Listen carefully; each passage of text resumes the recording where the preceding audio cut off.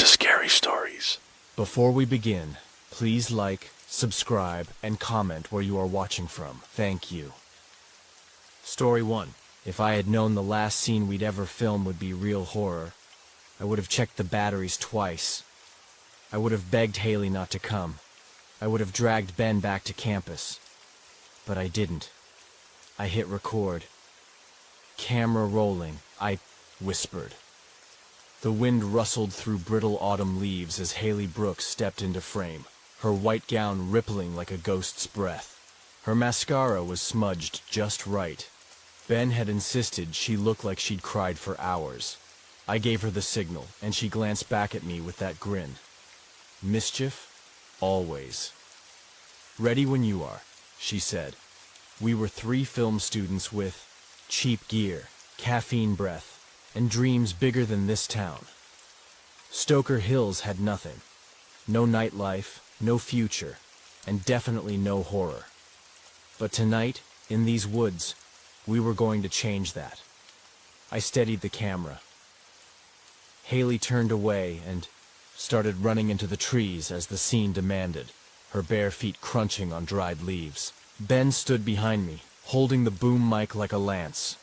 God, she moves like she's being chased by a damn demon, he muttered. That's the idea, I said. Let's follow. Keep rolling. We moved quickly. The flashlight on top of my rig jittered with every step, illuminating brief flashes of bark, stone, and shadows that looked too tall. That's when we heard it. Not from Haley.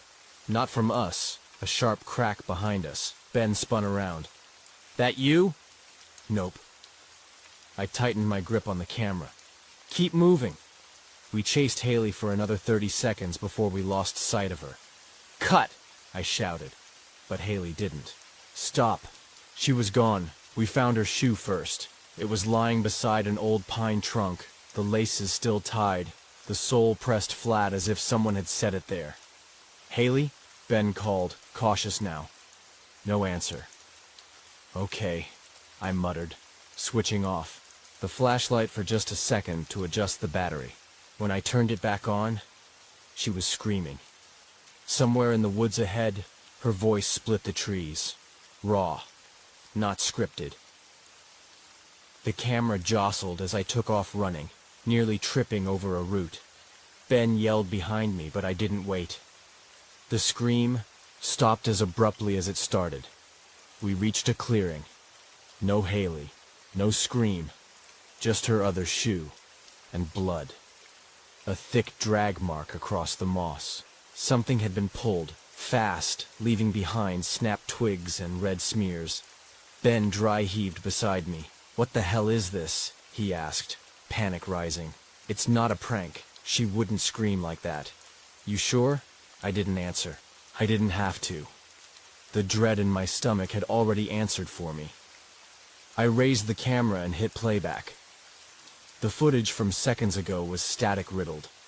Haley's face came into view just before her scream. Behind her. Pause. Something. Flickered. I went frame by frame. There in the trees stood a tall figure. Too tall. Dressed in black. The face hidden beneath a long, tattered hood. It hadn't been part of the scene. Ben leaned in close. Who the hell is that? I didn't answer because, at that moment, a branch snapped behind us. We turned. Nothing. Just cold, wind, and empty woods. Then my camera light flickered, and something moved between the trees, faster than human. Ben grabbed my sleeve. Nate, we need to go. Now. I'm not leaving her. You think she's still here? You saw that thing. She's here. I can feel it. Another noise. A whisper. Low. From all sides. Nate, did you hear that? I asked. Ben shook his head. No. What?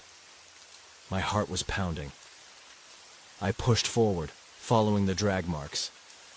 The trail led to a small dip in the earth, half covered by moss and rocks. A trap door. Old, wooden, iron-ringed. It shouldn't have been there. It wasn't. Part of the set, We stared at it. Ben stepped back.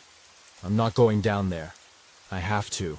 Before he could stop me, I pulled the rusted ring, and the door creaked open. A staircase descended into darkness. The air that hit me from below was wrong, wet and rotten, like breath from a dead mouth. I clicked on the infrared light. The camera hummed softly. I took the first step. The tunnel beneath Stoker Hills was older than the town. Dirt walls, low ceiling, dripping pipes. I counted my breaths as I walked. Ben followed, whispering prayers under his breath. That's when we heard her, Haley, sobbing. It echoed down the passage like a broken music box. We ran. The hallway turned, then split. 2 paths, one with more blood. Left, I said. Ben hesitated. Why? Because it's bleeding. We moved into the left tunnel. The walls pulsed. I swear they pulsed, like lungs breathing behind dirt. The camera caught it. Barely.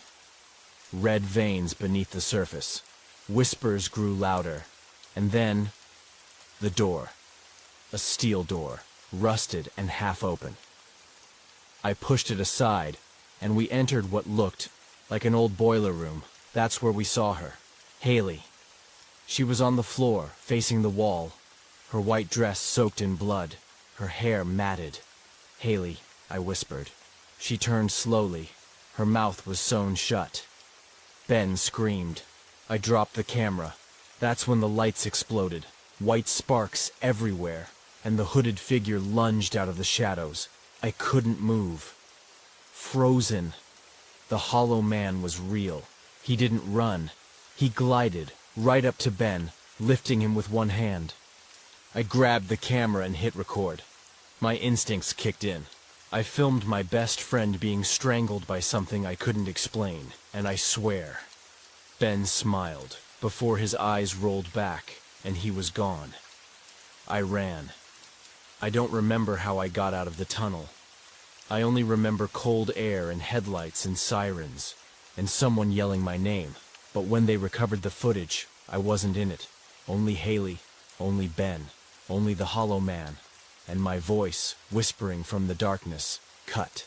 The camera was still warm when they handed it to me, like it had just stopped recording.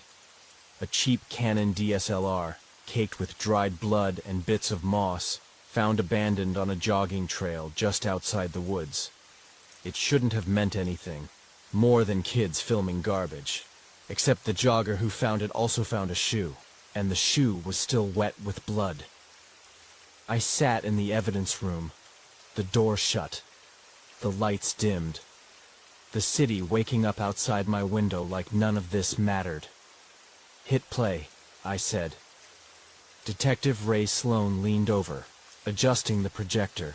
He was older than me, retired twice, dragged back for his instincts. I trusted him with my life. I just didn't trust him with ghosts. The footage flickered to life. A girl's face.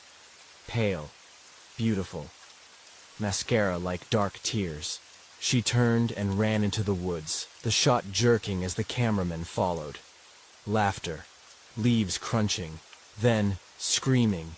My skin crawled, the way her voice cracked. It wasn't acting. Then the footage cut. More screaming. Then static.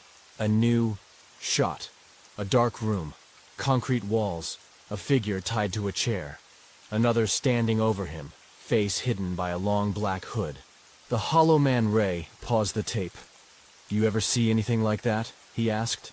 I shook my head. "I've seen plenty of fakes," he said, rubbing his jaw. "But that girl's scream? That was real." I looked over the file. 3 names. All students. Nate Carter, 22. Film major, camera operator, missing. Ben Travers, 21. Screenwriter. Last seen with Nate. Missing. Haley Brooks, 20. Theater minor. Lead actress. Missing. Their professor, a woman named Dr. Wexley, said they were working on a final project. A horror short. The irony wasn't lost on anyone. She told us they'd gone out to film near Stoker Ridge. We found nothing out there. No camp, no car, no blood trail. Just that camera. And then, Ray handed me a yellow envelope. No postmark, no return address. Inside, a USB drive. The second footage was different. Grainier, time-coded. Audio distorted like it had been recorded through a metal pipe. Ben Travers sat in a corner, his eyes sunken, skin pale, whispering to the camera. "I'm sorry," he said. "We didn't mean to find it. It found us. We were just making a movie." Something passed behind him. A blur. He flinched, then turned off the light. The frame went black, and the audio cut to silence except for a faint voice saying, "Playback begins." Ray stopped the feed. "Someone wants us to watch," he muttered. We left the evidence room and went downstairs to the station archive. I needed more context. Old cases, urban legends, anything. The name came up faster than I expected. The Hollow Man, a myth mostly, shared in whispers across local message boards. Supposedly a cult leader from the 1970s who disappeared into the forest after a series of child disappearances. They said he wore a black cloak, never spoke, and made films of his rituals. The cult was called the Playback Circle. They believed reality was a movie directed by higher beings, and the only way to escape the cycle of rebirth was to film death the way gods see it, unfiltered, raw, and beautiful. 53 people went missing between 1972 and 1978. No bodies were ever recovered. Ray whistled. "And now he's back?" "I don't think he ever left." I opened the final page of the old case report. A single sentence had been scrawled in red ink. All footage must end with truth. We drove to the university. The fall air was thick, with smoke from chimney stacks. The campus was quiet, students half awake, heads buried in phones. Dr. Wexley met us at her office. "I told them not to go into those woods," she said, wringing her hands. "That place has stories." "What kind of stories?" I asked. She looked away. "The kind that make you lose tenure if you talk about them too loudly." I raised an eyebrow. She leaned closer.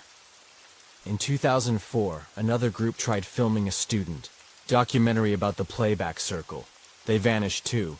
The university covered it up, said they transferred. But they didn't. They just disappeared." Ray scoffed. "Come on, Professor. You're saying the cult is real?" "I'm saying something is. And it doesn't want to be seen. Only watched." We returned to the station that night. The video files had been transferred to my laptop. I watched them alone in my office, against better judgment, frame by frame. The first hour was just static. Then something changed. The footage glitched, but the glitch wasn't random. It formed words. A single sentence. "Cut deeper." I fast-forwarded. The screen cleared. Ben's face again. He held the camera at an angle now, pointing toward what looked like a basement altar. There were symbols painted on the wall. Circles. Arrows. A single name repeated. Haley. Blood ran from her name. In the corner, a shadow moved, not human. I slammed the laptop shut. I don't spook easily. I've handled murderers. Seen crime. Scenes that don't leave your head for years. But something about this wasn't right. This wasn't just horror. It was invitation. Ray knocked on my door. "Got something," he said. "You need to see this." He handed me another envelope. Inside, a photo of me, watching the footage, taken from behind me. I turned slowly. The window was still closed. The door was still locked. But in the reflection of my laptop screen, I saw someone standing behind me, tall, hooded, and smiling. The first thing I remember is the taste of rust, iron, blood, metal. Whatever it was, it coated the back of my throat like I'd been chewing on nails. My eyelids fought to open, gummed together by something sticky and warm. When I finally forced them apart, all I saw was darkness. Not the kind you get when you close your eyes, but real, swallowing, blind man's darkness. Then a light snapped on. Single bulb. Swinging. A camera stared at me. Not mine. Bigger. Older. On a tripod facing me like it had been watching me sleep. I sat up and realized I couldn't move my legs. Chains. Around both ankles. Anchored to the wall.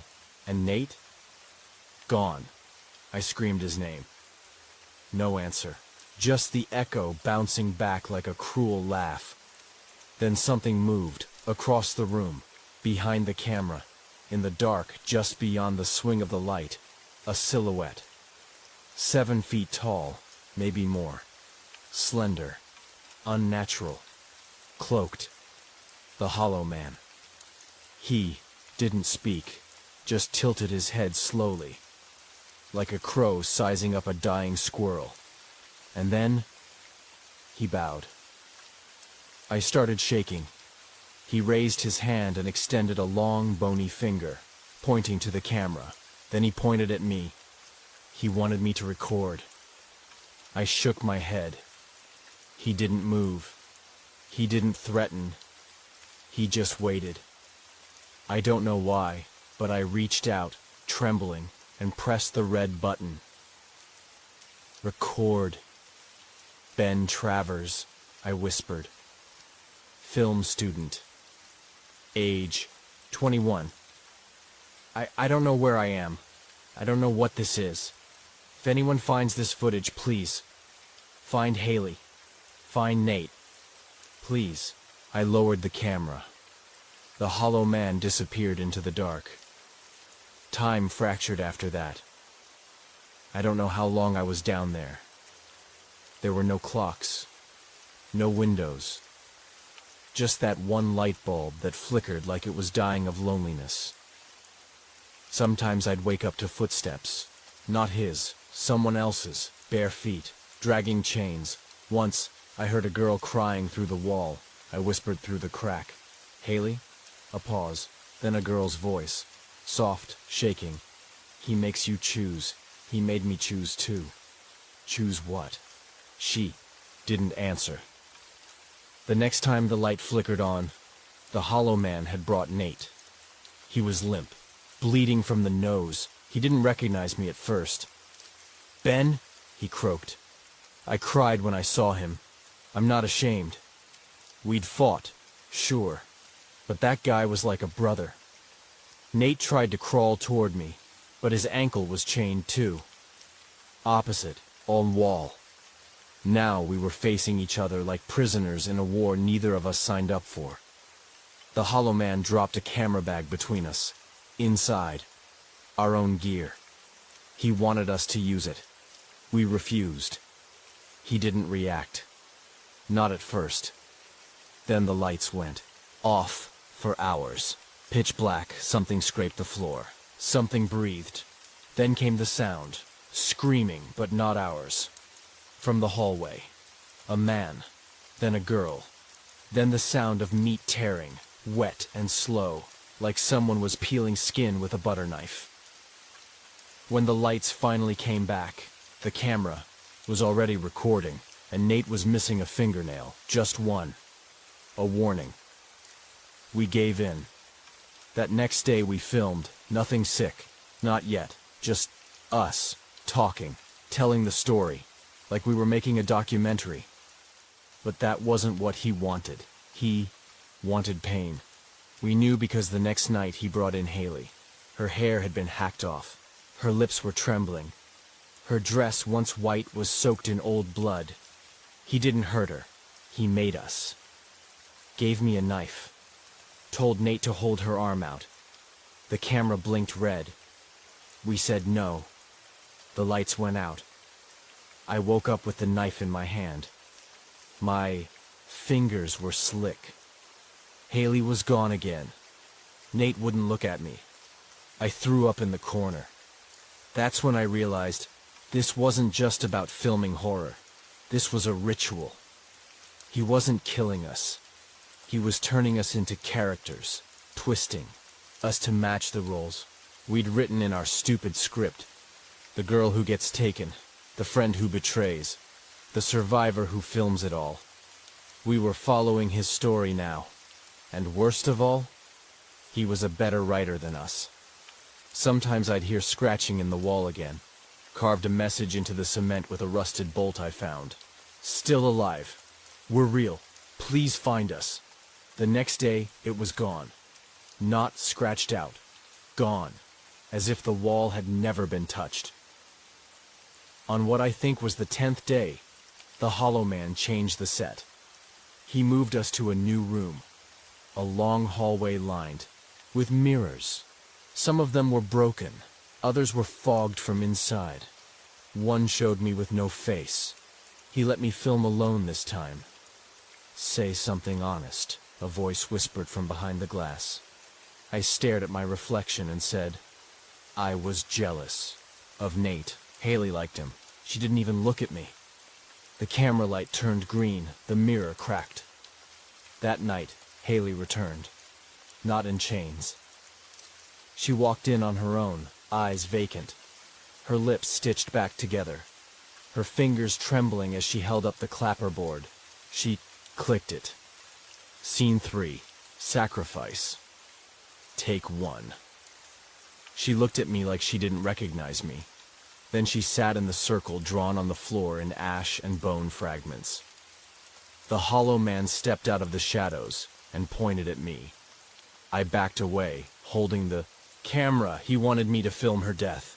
Nate screamed. He tried to break his chains. The Hollow Man dragged Haley's arm across the floor, leaving a smear of blood that formed a symbol. The same one on the cult files. The playback circle emblem. I begged. I cried. I screamed. But the Hollow Man just waited, and Haley just sat there like a doll left in a field, and then Nate broke free. He slammed into the Hollow Man, knocking him off balance. The chains cut his skin, but he didn't care. He grabbed Haley and pulled her toward the back door. I didn't hesitate. I followed. The hallway was long and wrong. Every step sounded like a scream. The lights flickered, and the ground shifted. Beneath us, like we were running through a film reel unraveling. Behind us, laughter. A new voice. Female. Haley? She was laughing now. Nate stopped. Turned. Her eyes were bleeding. She smiled. I told you. He makes you choose. And then she ran back. Toward him, into the dark, into the Hollow Man's arms, and vanished. Now I'm alone again. Nate is gone. The camera's battery is at 3%. But I keep recording, because someone has to finish the movie, and because I think I'm the last scene. The building had no address, just a rusted gate with half a name still clinging to iron. Ridge Orphana, the rest swallowed by vines. I'd gotten the location from a burned microfiche in the city archives, buried in a 1974 fire code violation report. The playback circle, if that's even what they were, had once used this place to hide. They called it the nursery. I stepped through the gate. The flashlight flickered. The sky behind me dimmed into bruised purple as the sun vanished. Perfect. Time for ghosts. Inside, the air stank of mold and long-forgotten tears. Paint peeled in long, curling strips from the hallway walls. The tile floors buckled like waves. I stepped over broken toys, shoes, a rocking horse turned on its side. Silence clung to everything like dust. I should have waited for Marcus, but he hadn't answered my last 2 calls. And the truth is, I didn't want company. I wanted answers. The main hallway led to a series of locked doors. I found a fire axe buried under some rubble and used it to break the lock on the first one. Classroom 1A. The desks were still arranged in neat rows, though coated in ash and grime. Children's drawings fluttered on the wall. One caught my eye. Stick figure in black, arms long, no face. Beneath it, the man who watches us sleep. Charming. I turned to leave, and the overhead lights sparked just once. Then silence. My phone buzzed. Unknown number. No caller ID. I answered. No voice. Just the sound of a film reel spinning. Then a girl's voice, so soft it barely registered. Don't go to the projector room. The call ended, so of course, I went to the projector room. The door creaked open like it was trying to warn me. Inside, a row of old red velvet chairs, mold blooming across the backs. A cracked projector sat dead center, pointed toward a tattered screen. On the floor was a stack of tapes, each labeled in childlike scrawl. Playback 1, Eli. Playback 2, Grace. Playback 3, Mother. Playback 4, Detective A. Swallowed. I picked up playback 4. It was warm. I slid it into the reel. The machine came to life with a choking mechanical cough. The film clicked through, and the screen lit up in pale green light. The first image, me, sitting in my cruiser, drinking coffee, watching the first tape from Evidence. I stood frozen. The footage continued. Me opening the envelope. Me talking to Marcus. Me entering the orphanage. Then, real time. I looked at the screen, and the version of me on film turned and looked straight into the lens. He spoke. "You're going to die here, Ray," the projector sputtered. Died. I ran out of that room, and into the hallway, heart hammering. But the building had changed. The door I entered through was gone, replaced by a brick wall. Panic rose like bile. Okay. You've done worse. Just keep moving. I found the stairwell and descended into the basement. The air grew colder, the stairs slick. Something wet dripped onto my shoulder from above. The basement was worse than the upper floors. Rows of cribs, some were burned. Others still had blankets inside them. Some had names carved into the wood. Eli, Grace. Haley in one crib had no name, just a crude drawing etched into the slats. A camera, bleeding. I found a hidden room behind a shelf, revealed by pushing in the right book, like a bad mystery novel. Inside, a single chair facing a wall of monitors, all of them active, all showing live feeds. I saw Nate, Ben, Haley, all in separate rooms. One monitor showed Marcus Hale, unconscious, tied to a metal gurney. Another showed me, standing in this exact room, staring at the screen, except I wasn't moving, and the version of me in the monitor was smiling. I drew my weapon, spun around. Nothing. But the light bulb overhead started buzzing louder. The walls groaned. On the far side of the room was a box, sealed with red wax. I opened it. Inside, dozens of film canisters, each labeled with a name and year. One read, Ray Sloan, 1989, my birth year. I backed away, shaken. That's when I heard it. A child's laugh. Soft. Gurgling. From behind the wall. Then a voice I knew. Marcus. Screaming. I ran toward the sound, smashing through drywall and splintered beams until I found another hallway. There he was. Marcus. Hale, chained to a wall, barely conscious, eyes fluttering. Marcus! He opened his mouth to speak, and something stepped out of the shadows behind him. The Hollow Man. I raised my gun, but he raised his hand, and everything froze. The lights flickered once, the walls blurred. Marcus's body lifted off the ground. Without movement, I screamed, pulled the trigger, but there was no bullet, only film, unspooling from my gun like tape. And then it all blinked. Away. Gone. Back in the orphanage foyer, standing at the front door, holding a new envelope.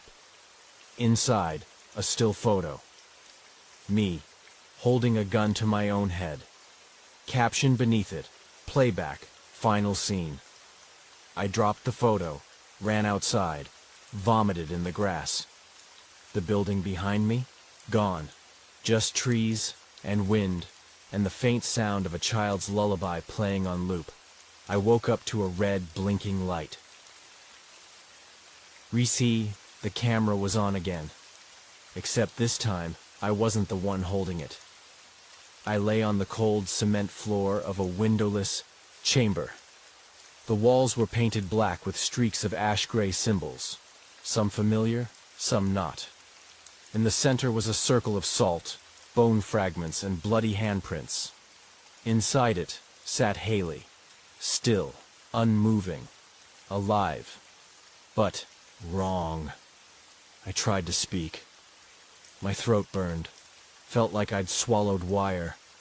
My wrists were bound in cloth soaked with something sticky. Blood, maybe. I couldn't tell if it was mine anymore. The hollow man stood across from me, arms folded as if watching his masterpiece come together. Then a voice echoed through hidden speakers.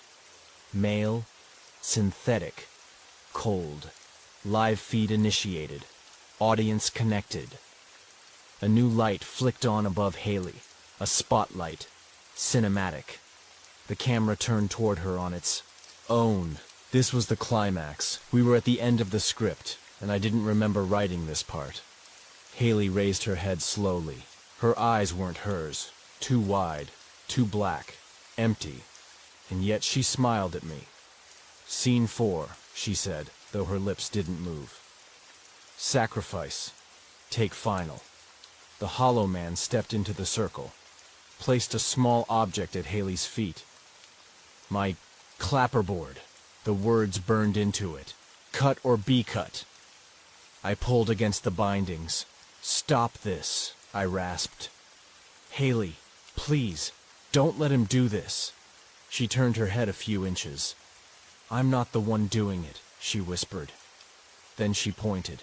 At the camera, you are. I looked at the lens. My reflection stared back. Only it wasn't me. It was Ben. Mouth sewn shut. Eyes hollowed. Waving. I screamed and kicked the camera over. The image didn't change. It kept filming. From somewhere else. The voice returned. Live viewers, 1,267. Reactions. Enabled. Screens lit up on the wall, one by one. Each a window into a different room. People watching, laughing, clapping. Some crying, some begging to replay the pain. They were enjoying this. I pulled myself up and crawled into the circle. The hollow man stepped back, giving me room. Haley didn't react. I touched her hand. It was ice cold. Then, soft as silk, she whispered in my ear. You die here, or you finish the film. There's no both. I wanted to run. I wanted to throw up. I wanted to tear the entire set apart. But all I could do was press record. The camera zoomed on its own. The lights dimmed. A music box started playing. A slow, off-key version of Twinkle, Twinkle, Little Star. The screen behind Haley came. To life, my life, clips of childhood, riding a bike, my first day of college. Me asking Haley to be in our movie. Then, the night she was taken, frame by frame. I saw myself do something I don't remember. I saw myself step aside, let the hollow man take her. I collapsed. No, that's not real. That's not, but it was. I let it happen, all for the shot. Ben had screamed at me to stop filming. I told him, this is real terror. We'll get into Sundance for this. My voice echoed now from the footage. Don't ruin the scene. The lights flared. The hollow man approached me, holding a knife, the same one from our prop table. Only now, the blade was bone, and it hummed like it was alive. He placed it in my hands. The crowd on the monitors screamed for blood. I looked at Haley. She nodded once and mouthed, "Cut." I turned the blade toward myself. The hollow man clapped once, and the lights died. I woke again in blackness.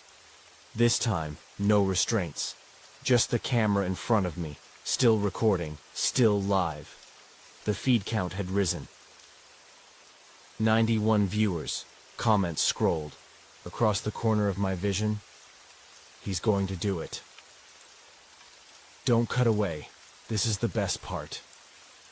Who's filming now? I want to be next. Loop it. Loop it. Loop it. I looked down. The blade was gone. So was Haley. So was the hollow man. I was in an empty room. Alone. Except a new door stood open across the chamber. Bright light spilled in. I picked up the camera, walked through. I emerged in a suburban cul-de-sac. Middle of the day. Birds chirping. Lawns trimmed.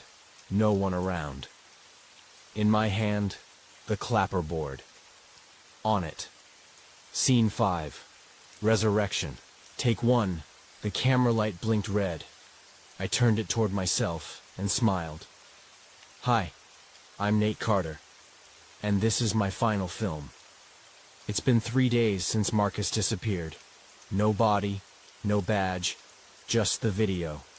A 3-minute clip of him, walking into the woods behind Oak Ridge Orphanage, smiling, shirt stained with blood, his voice calm. "I'm going to be part of something bigger," he said. Then static. Then the hollow man. And then nothing. The precinct's been quiet since. No one talks about the case. The footage was lost in transfer. The tapes are gone. The evidence room emptied overnight. I tried to file a report. It came back flagged. Non-existent case number. No Haley Brooks in the system. No Ben Travers. No Nate Carter.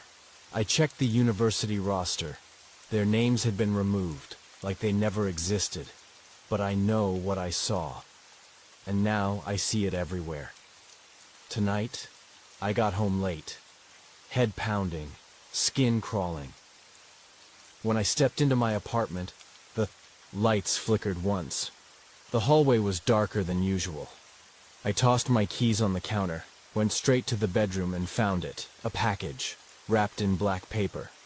No stamp, no address, just a sticker. For Detective Sloan, final cut. I opened it slowly. Inside, a DVD, labeled in red marker. Playback, Detective, Scene 6. I stared at it for a long time. Then I did what no sane man should do. I played it. The footage opened on me. Present day, present clothes, present apartment, sitting in this exact chair, typing this exact sentence. And on screen, I looked up from my laptop and stared right at me. "Hey, Ray," I said on the screen. I reached into a desk drawer, pulled out a gun, then placed it on the desk in front of me. "You're not going to use it," my video self said. "Not yet. There's one scene left." Then the screen went black. A single line appeared, record or repeat. Then came the whispers. They started inside the television, then bled out into the room. Low, layered, like thousands of voices speaking at once. Some screamed, some begged, some said my name. Others spoke only one phrase. "Loop it." The DVD tray wouldn't open again. I unplugged the TV. The screen stayed on. I smashed it. The screen kept playing. Now it showed a room, dim, dirty. Haley sat in the center, cradling something in her arms. A baby? No, a camera. She rocked it like it was alive. Then she looked up and said, "We filmed the truth. Now the truth films us." The screen blinked. Suddenly, I was there, in the room with her. Not the TV version, me, real me, except I wasn't moving, just watching. Then the camera turned toward me again. Live feed. A new counter appeared in the corner. Viewers, 11902. Below it, a chat box. He's gonna crack. This one's boring. End it. Wait, did you see the shadow? Loop him. Do it again. I turned away, rushed into the hallway. Every mirror showed a different scene. One showed me screaming. One showed me smiling, eyes black. One showed me being dragged by the Hollow Man. And in the last one, I wasn't in the reflection at all. Only him, watching me. I slammed my bedroom door and locked it, sat down, opened my laptop, and here I am, typing this, still hearing them, still watching the red blinking light on my webcam that I never turned on. The script beside me says, Playback, final scene, written by Ray Sloan. I didn't write it, but it has my signature. And the last line, I can't stop reading it. The audience is always watching. End with truth. So here it is. The truth. I let them die. I watched the footage and did nothing. I was too scared, too proud. I thought I could outsmart a ghost made of film, but it's not a ghost. It's a cycle, and now it wants you. Do you hear that? The whisper behind your screen? The light just dimmed, didn't it? Don't rewind. Don't try to fix it. Just know, you've been watching this the whole time. And now, you're part of the playback. Story 2. I've never believed in ghosts. Not really. Not even after 3 years of digging into supposed hauntings for our documentary series Beyond Truth. I've stood in supposedly cursed hospitals, spent nights in orphanages where children never stopped screaming, even gotten a priest to throw holy water at my camera once. Nothing ever happened, not once. But Hollow Glen was different from the moment we crossed the tree line. I felt it, like we'd slipped into the wrong version of the world. Keep rolling, I said, leaning forward in the passenger seat. Get the sign if you can.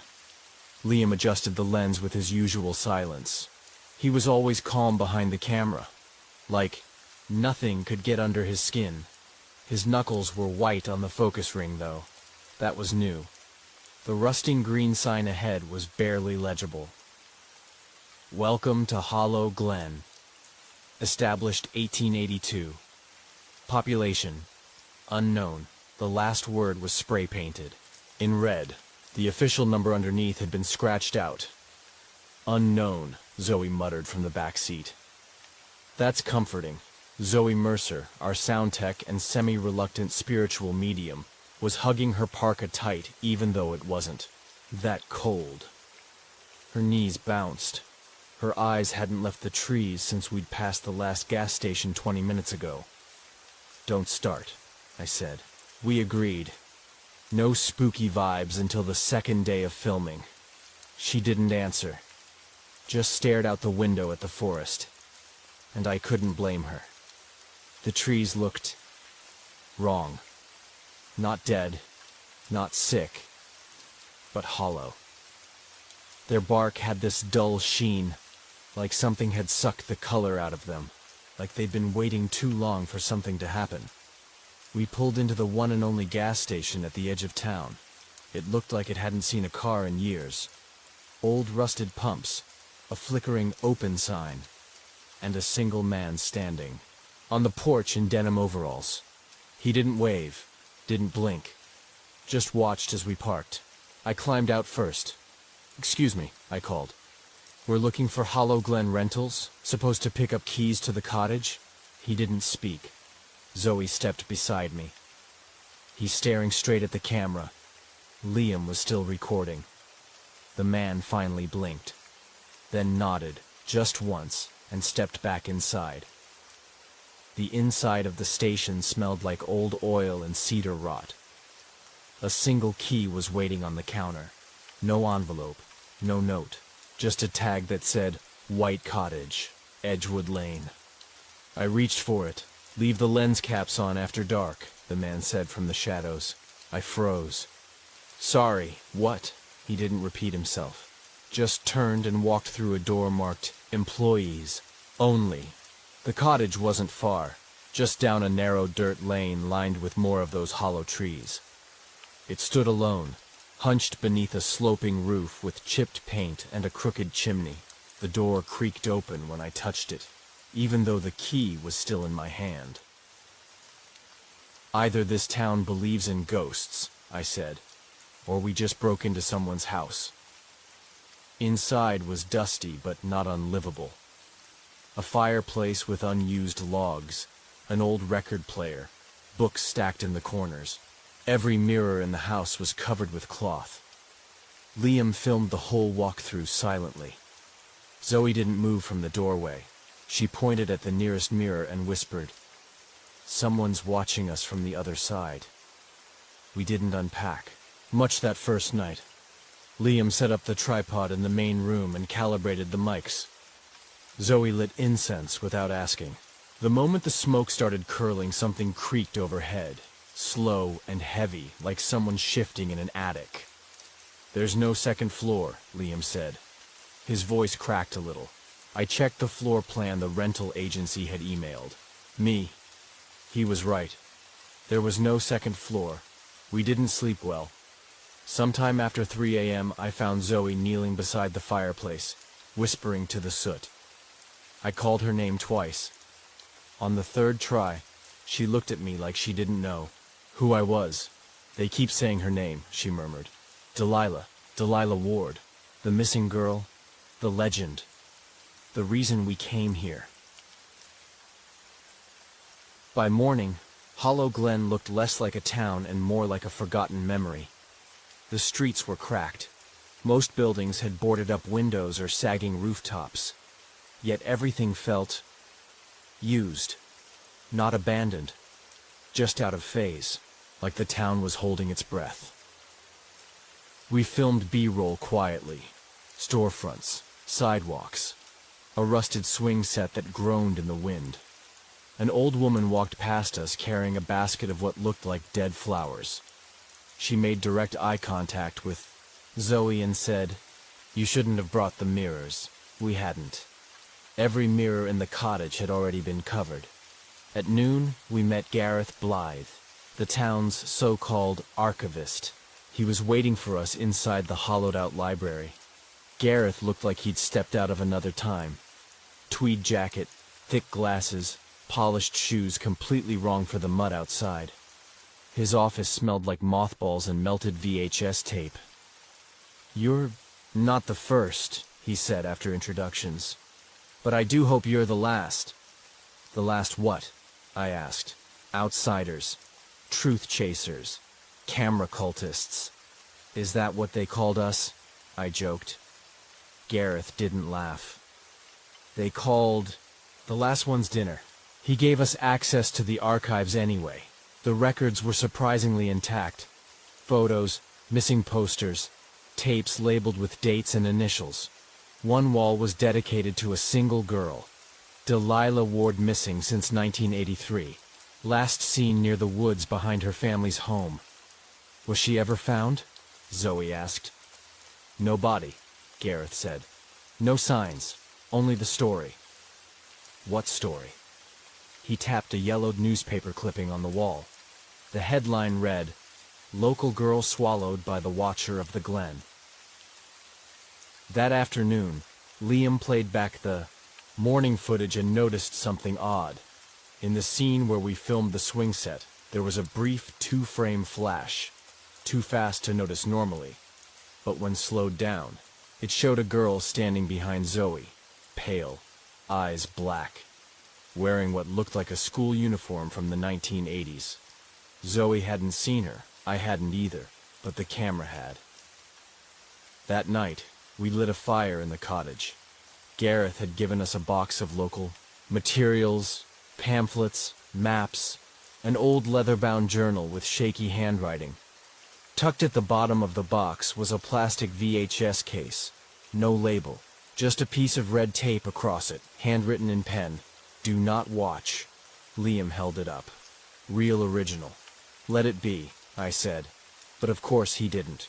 He waited until we were asleep. At 2:14 a.m., the tape slid into the old TV's VCR slot. The screen crackled, then faded to black, then static, then a date. October 19th, 1983. Grainy image flickered on screen.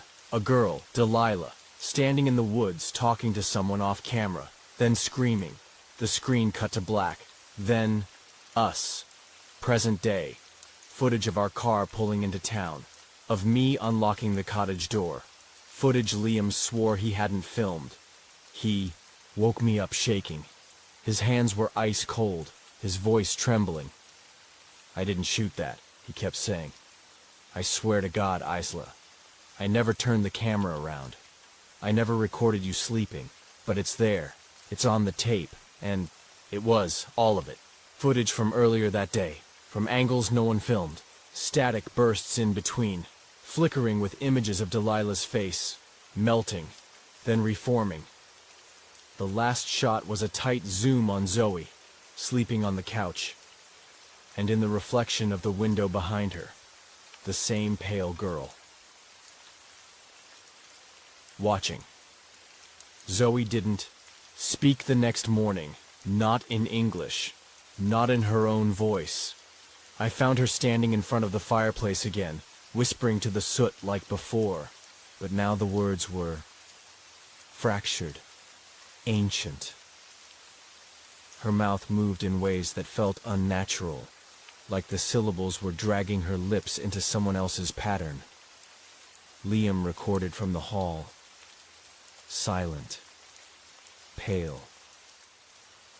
Then Zoe turned slowly, and in Delilah's voice said, she went into the woods with open eyes and left with none, then fainted. We called Gareth. He didn't sound surprised. You watched it, didn't you? Watched what? The footage. The cursed playback. It spreads through memory. It uses technology as a vehicle, but it rides in belief. That doesn't make any sense. Gareth sighed. Nothing in this town ever does. We took Zoe to the local clinic, a single-room building at the end of a gravel path. The nurse on duty refused to examine her. She spoke his name, the woman whispered, eyes wide. That's enough. She's marked. We weren't given medication. No referrals, just a jar of herbs and instructions to burn it before the second nightfall. Back at the cottage, Liam replayed last night's footage frame by frame. At exactly 3:09 a.m., the recording split into two frames side by side. One showed us as we were, Zoe on the couch, me asleep on the floor. The other showed a mirror, one we hadn't uncovered. Inside it, standing motionless, a figure in black, the Watcher. I checked every mirror in the house again. All were still covered, except one. In the hallway, between the two bedrooms.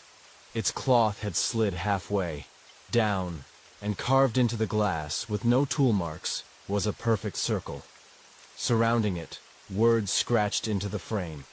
She opened the lens too wide. Zoe began to wake around dusk. Her voice returned, but her eyes were different, unblinking, like someone watching through her from behind. She didn't remember speaking, didn't remember fainting. She asked only one question. Did she come through yet? We didn't answer, because outside the wind had stopped. Everything had stopped, even the insects. Even the distant hum of the town generator. And in the yard stood the old woman from the day before, Edith Holloway. We let her in. She walked barefoot, dragging the hem of her dress like a burial shroud. Her voice was dry and brittle. She's not here yet, but she will be. Because now you've seen her. That's how it begins. Who? I asked. The girl that never left. The girl with the open eyes. Delilah. No, Edith said, looking right at Zoe. The next one. She gave us a map, hand-drawn, leading into the woods to a place labeled only as the binding site. When she calls, Edith whispered, handing me a key. "You'll go. You'll think you shouldn't, but you will." And then she turned toward the hallway mirror and began to hum. A tune I recognized from the cursed tape. She left before the sun set. We followed her tracks in the dirt. They ended at the tree line. Just vanished. Like she had never touched the ground. That night, I found Liam asleep with the camera still running. In the playback, I could hear something breathing behind us, but the frame was empty. No one there. Just the audio. Wet, slow, heavy breath, like lungs filled with water. When I paused it, the static made a new word across the screen. Rewind. I didn't sleep. None of us did. Zoe sat by the window, talking to her reflection. Liam muttered the same phrase. Every hour. She's not on tape. She's on us. I watched the sun rise behind the trees and realized this was only the beginning. The forest has no memory of time. Once you step far enough in, the light dies differently. It doesn't fade. It disappears. Like it's embarrassed to witness what's ahead. We should have turned back. Hell, we should have burned the tape and left the same night we watched it. But instead, we followed a map scrawled by a woman who vanished into thin air. The trail led deeper than it should have. By the second mile, there were no birds, no wind, only the crunch of leaves and the wet rhythm of our own breath. Zoe walked ahead of me, head low, hands trembling. She hadn't spoken much since the second playback. Isla walked behind, flashlight cutting sideways through the trees. "We're close," Zoe said suddenly. Her voice was distant, like it echoed off her own ribs. "How do you know?" I asked. "I've seen it, in dreams." We came to a clearing where the air changed. It was subtle, like a shift in pressure. My ears popped. My teeth ached. In the center of the clearing was a circle of stones, half buried in the moss. The ground around them was blackened, dead, as if nothing had grown there in years. The symbols etched into the rocks matched those carved into the mirror back at the cottage. Zoe dropped to her knees beside one and started tracing the carvings with her fingers. "They were trying to contain it," she whispered. "This wasn't worship. It was a warning." Isla and I started filming. I don't even remember pressing record. It just felt automatic, like breathing. The second I looked through the lens, I saw movement. Small at first. A flicker. I panned. Across the trees, expecting to find a deer, maybe a fox. Instead, the shadows between the trees began to shift. Not forward, not side to side. They widened, like the darkness itself was stretching, breathing. I lowered the camera. Nothing moved.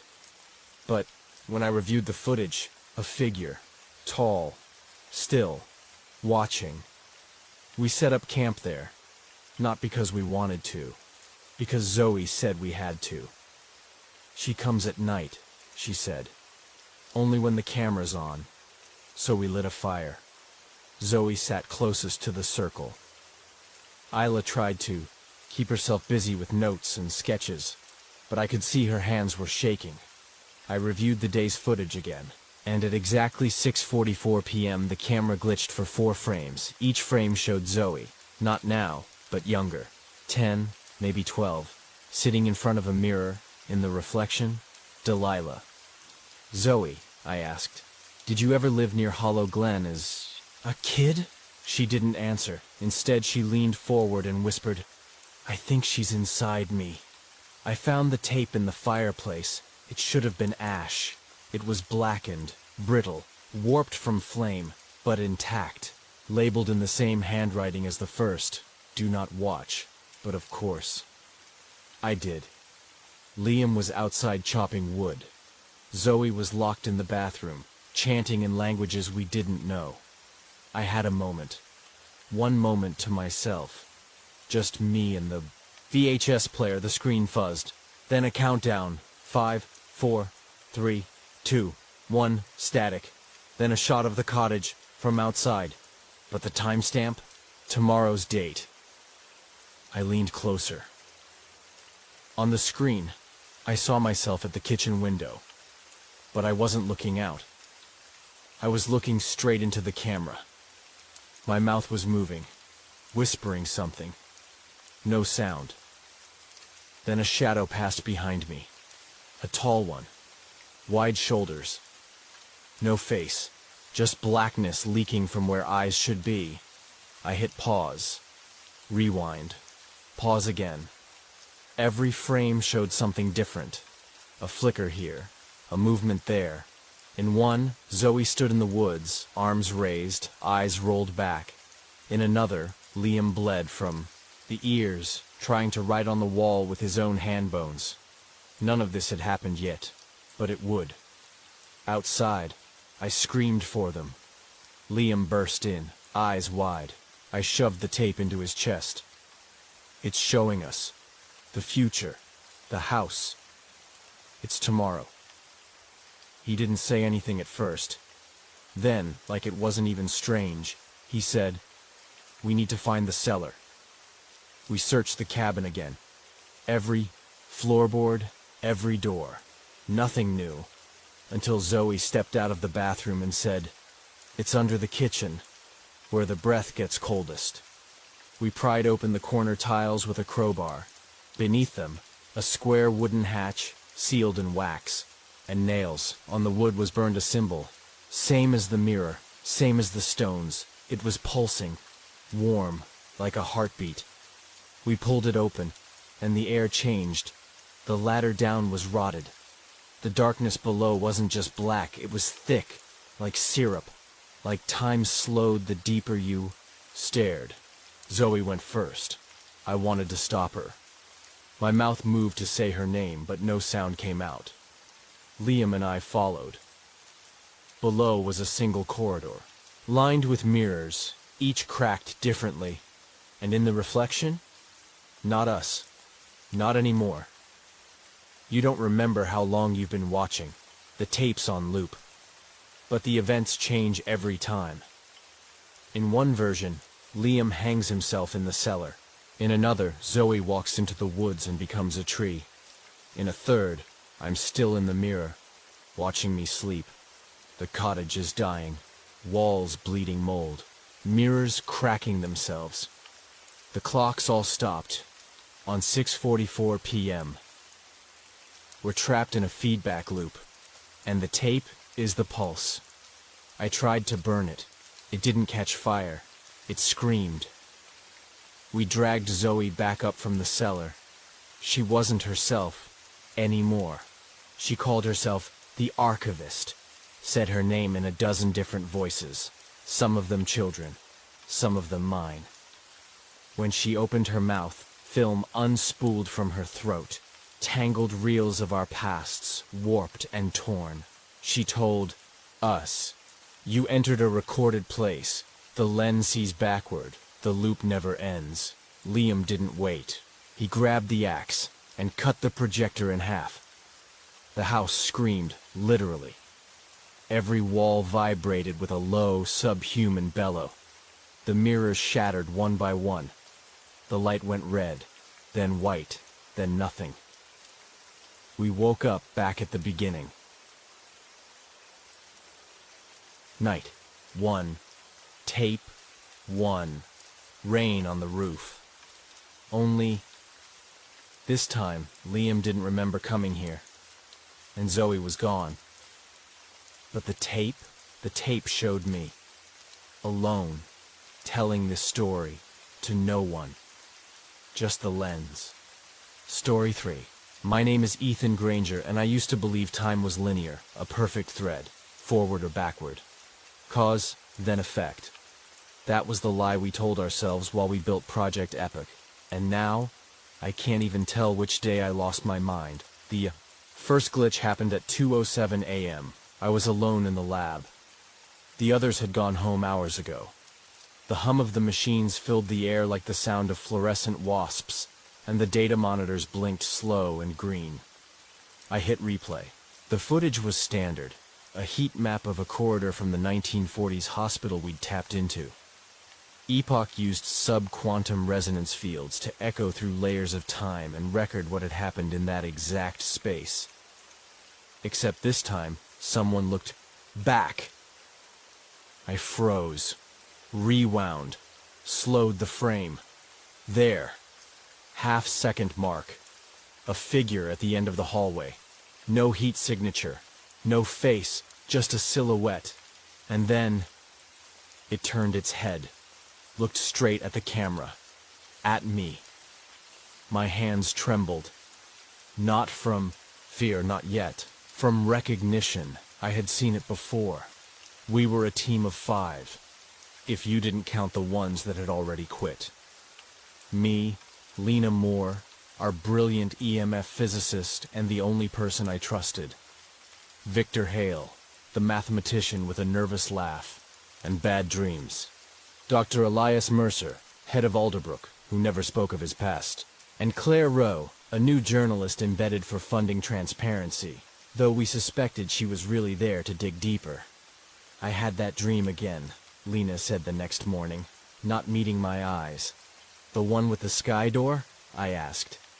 She nodded. It opened. Something moved behind it, like skin stretching over bone. She laughed, but it was hollow. We didn't speak of the project outside the lab anymore. We didn't even speak in the parking lot. There were cameras now, everywhere. Victor stopped writing on whiteboards. Now he wrote on his arms. I found a video that shouldn't exist. It was stored in a subfolder of Epic's drive, time-stamped 2 days in the future. The footage showed me, alone in the lab, screaming, not words, just pain. A howling sound I've never heard come from a human mouth. I stared at the time code. October 6th, 2:07 a.m. 2 nights from now. I tried deleting it. The file restored itself. The next night, I dreamed of the corridor. Not a memory. A place. Endless white walls. No doors. Only a single hourglass on the floor, made of stone. Its sand, dripping upward. I walked and walked. My footsteps echoed forever. When I turned to run, the figure appeared. No eyes. No face. Just a slit where a mouth should be. It whispered something, but I couldn't hear it. When I woke up, there were sand grains on my pillow. Dr. Mercer gathered us in the observation room that day. The funding partner wants a deeper test, he said. They want us to increase field. Intensity to 9.7. That's insane, Victor snapped. That's enough to burn half the server room. Dr. Mercer's face didn't change. They insist. Who is they? Claire asked. Does it matter? He replied. They're the reason we're still running. Lena pulled me aside later. We shouldn't keep doing this. But I couldn't stop, because deep down, I knew something was using this machine, and, worse, it wasn't finished yet. We did the test at 3:03 a.m. A spike of electricity lit up the lab. The lights flickered, screens scrambled, and Epoch began pulling data from somewhere else. It was no longer showing footage from the past. It was showing the room we were standing in, but the time code was missing. We saw ourselves, standing motionless. But then, in the playback, another Ethan entered the room. He walked up behind me and whispered something into my ear. I clutched my chest. The pain was real. The screen went black. The room reeked of something foul, like copper and old fire. Victor vomited. Claire approached me after.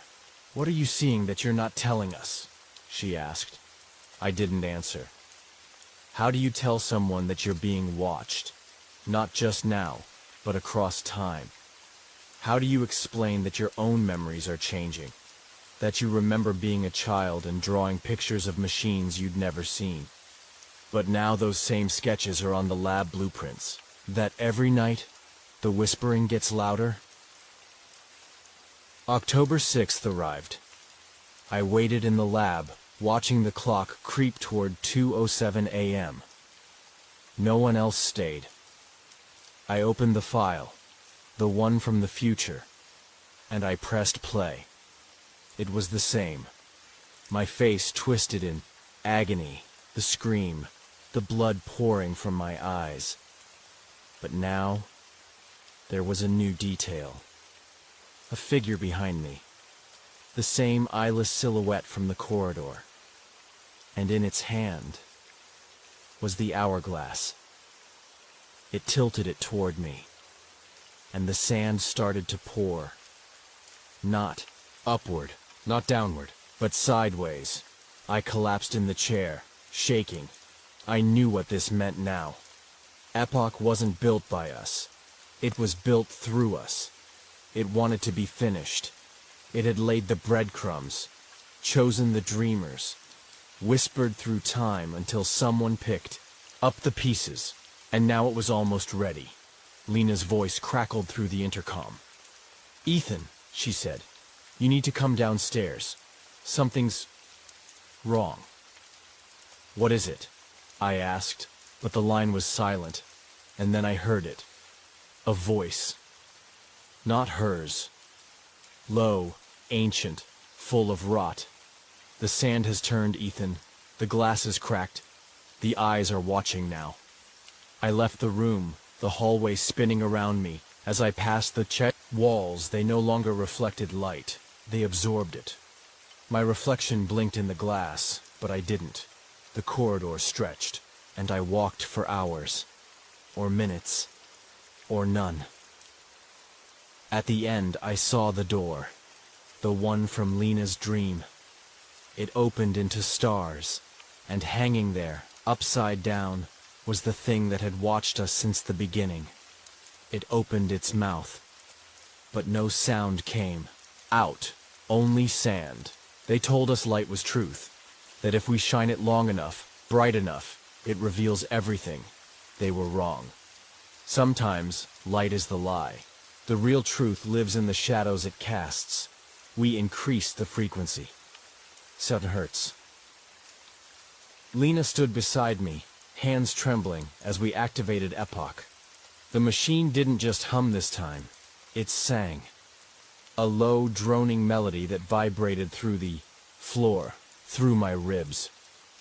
We watched the screen. The hallway appeared again. Same 1940s corridor. But now the footage had a shimmer, like heat waves or breathing glass. A man walked into frame. His eyes were gone. Just black pits. But he looked familiar, too familiar. He was wearing my watch. Lena reached out and touched the monitor. Her fingers trembled. "That's not playback," she whispered. "That's real time." I didn't answer, because I was busy watching the man raise his hand, slowly, precisely, and place it on the wall. Then, on our wall, in our lab, the same handprint burned into the plaster. Smoke curled from it. Lena screamed.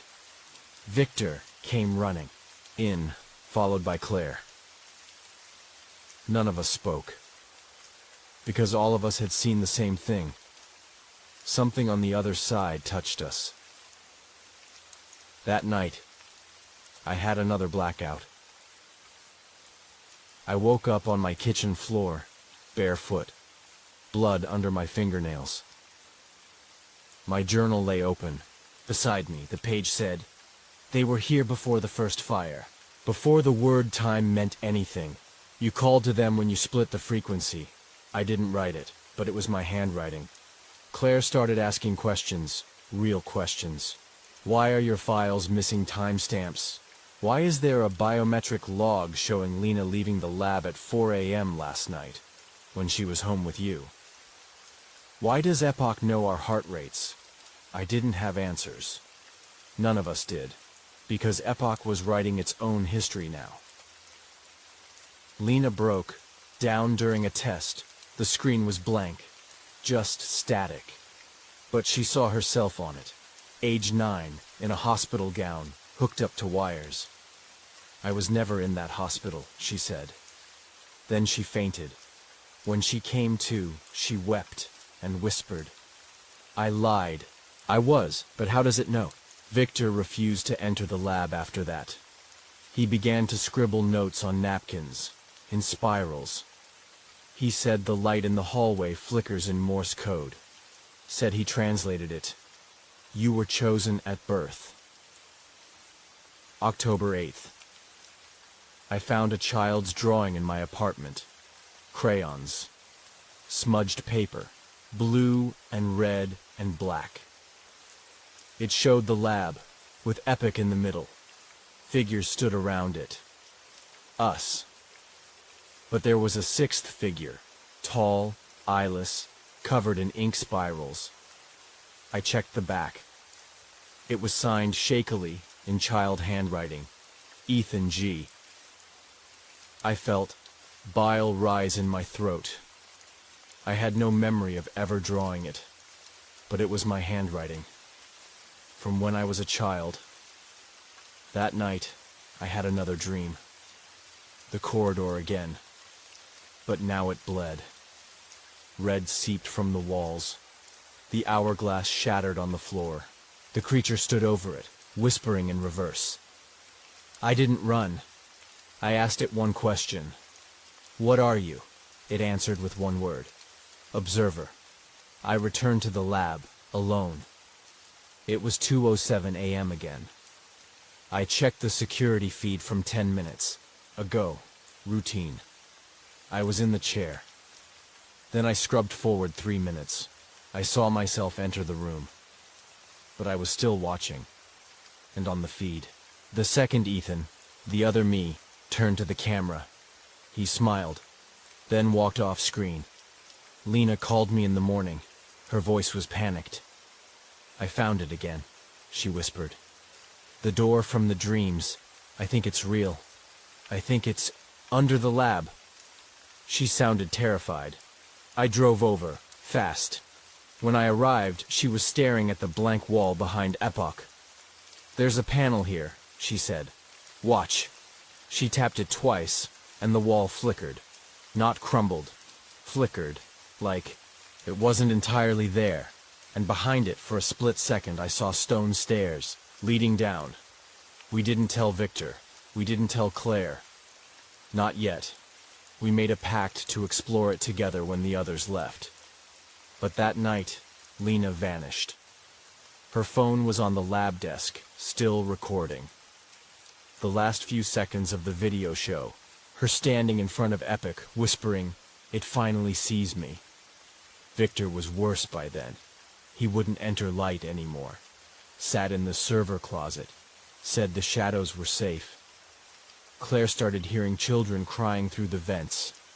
None of us had slept. None of us dared to. I returned to Epoch. Sat in front of it. Let it hum, and I spoke to it. I said, "What do you want from me?" It replied by projecting a single image. A birth certificate. My name on it.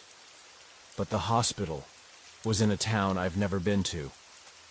And the attending doctor's name? Elias Mercer. Our project lead. I confronted him. He didn't even flinch. "I didn't lie to you, Ethan," he said. "You never asked where I found the machine's blueprint." He opened a drawer, handed me a notebook, faded leather, yellowed pages, drawings of Epic.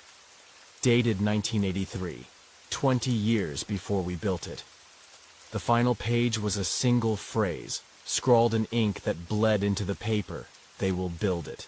They always build it. I looked at Mercer and whispered, "Who gave this to you?"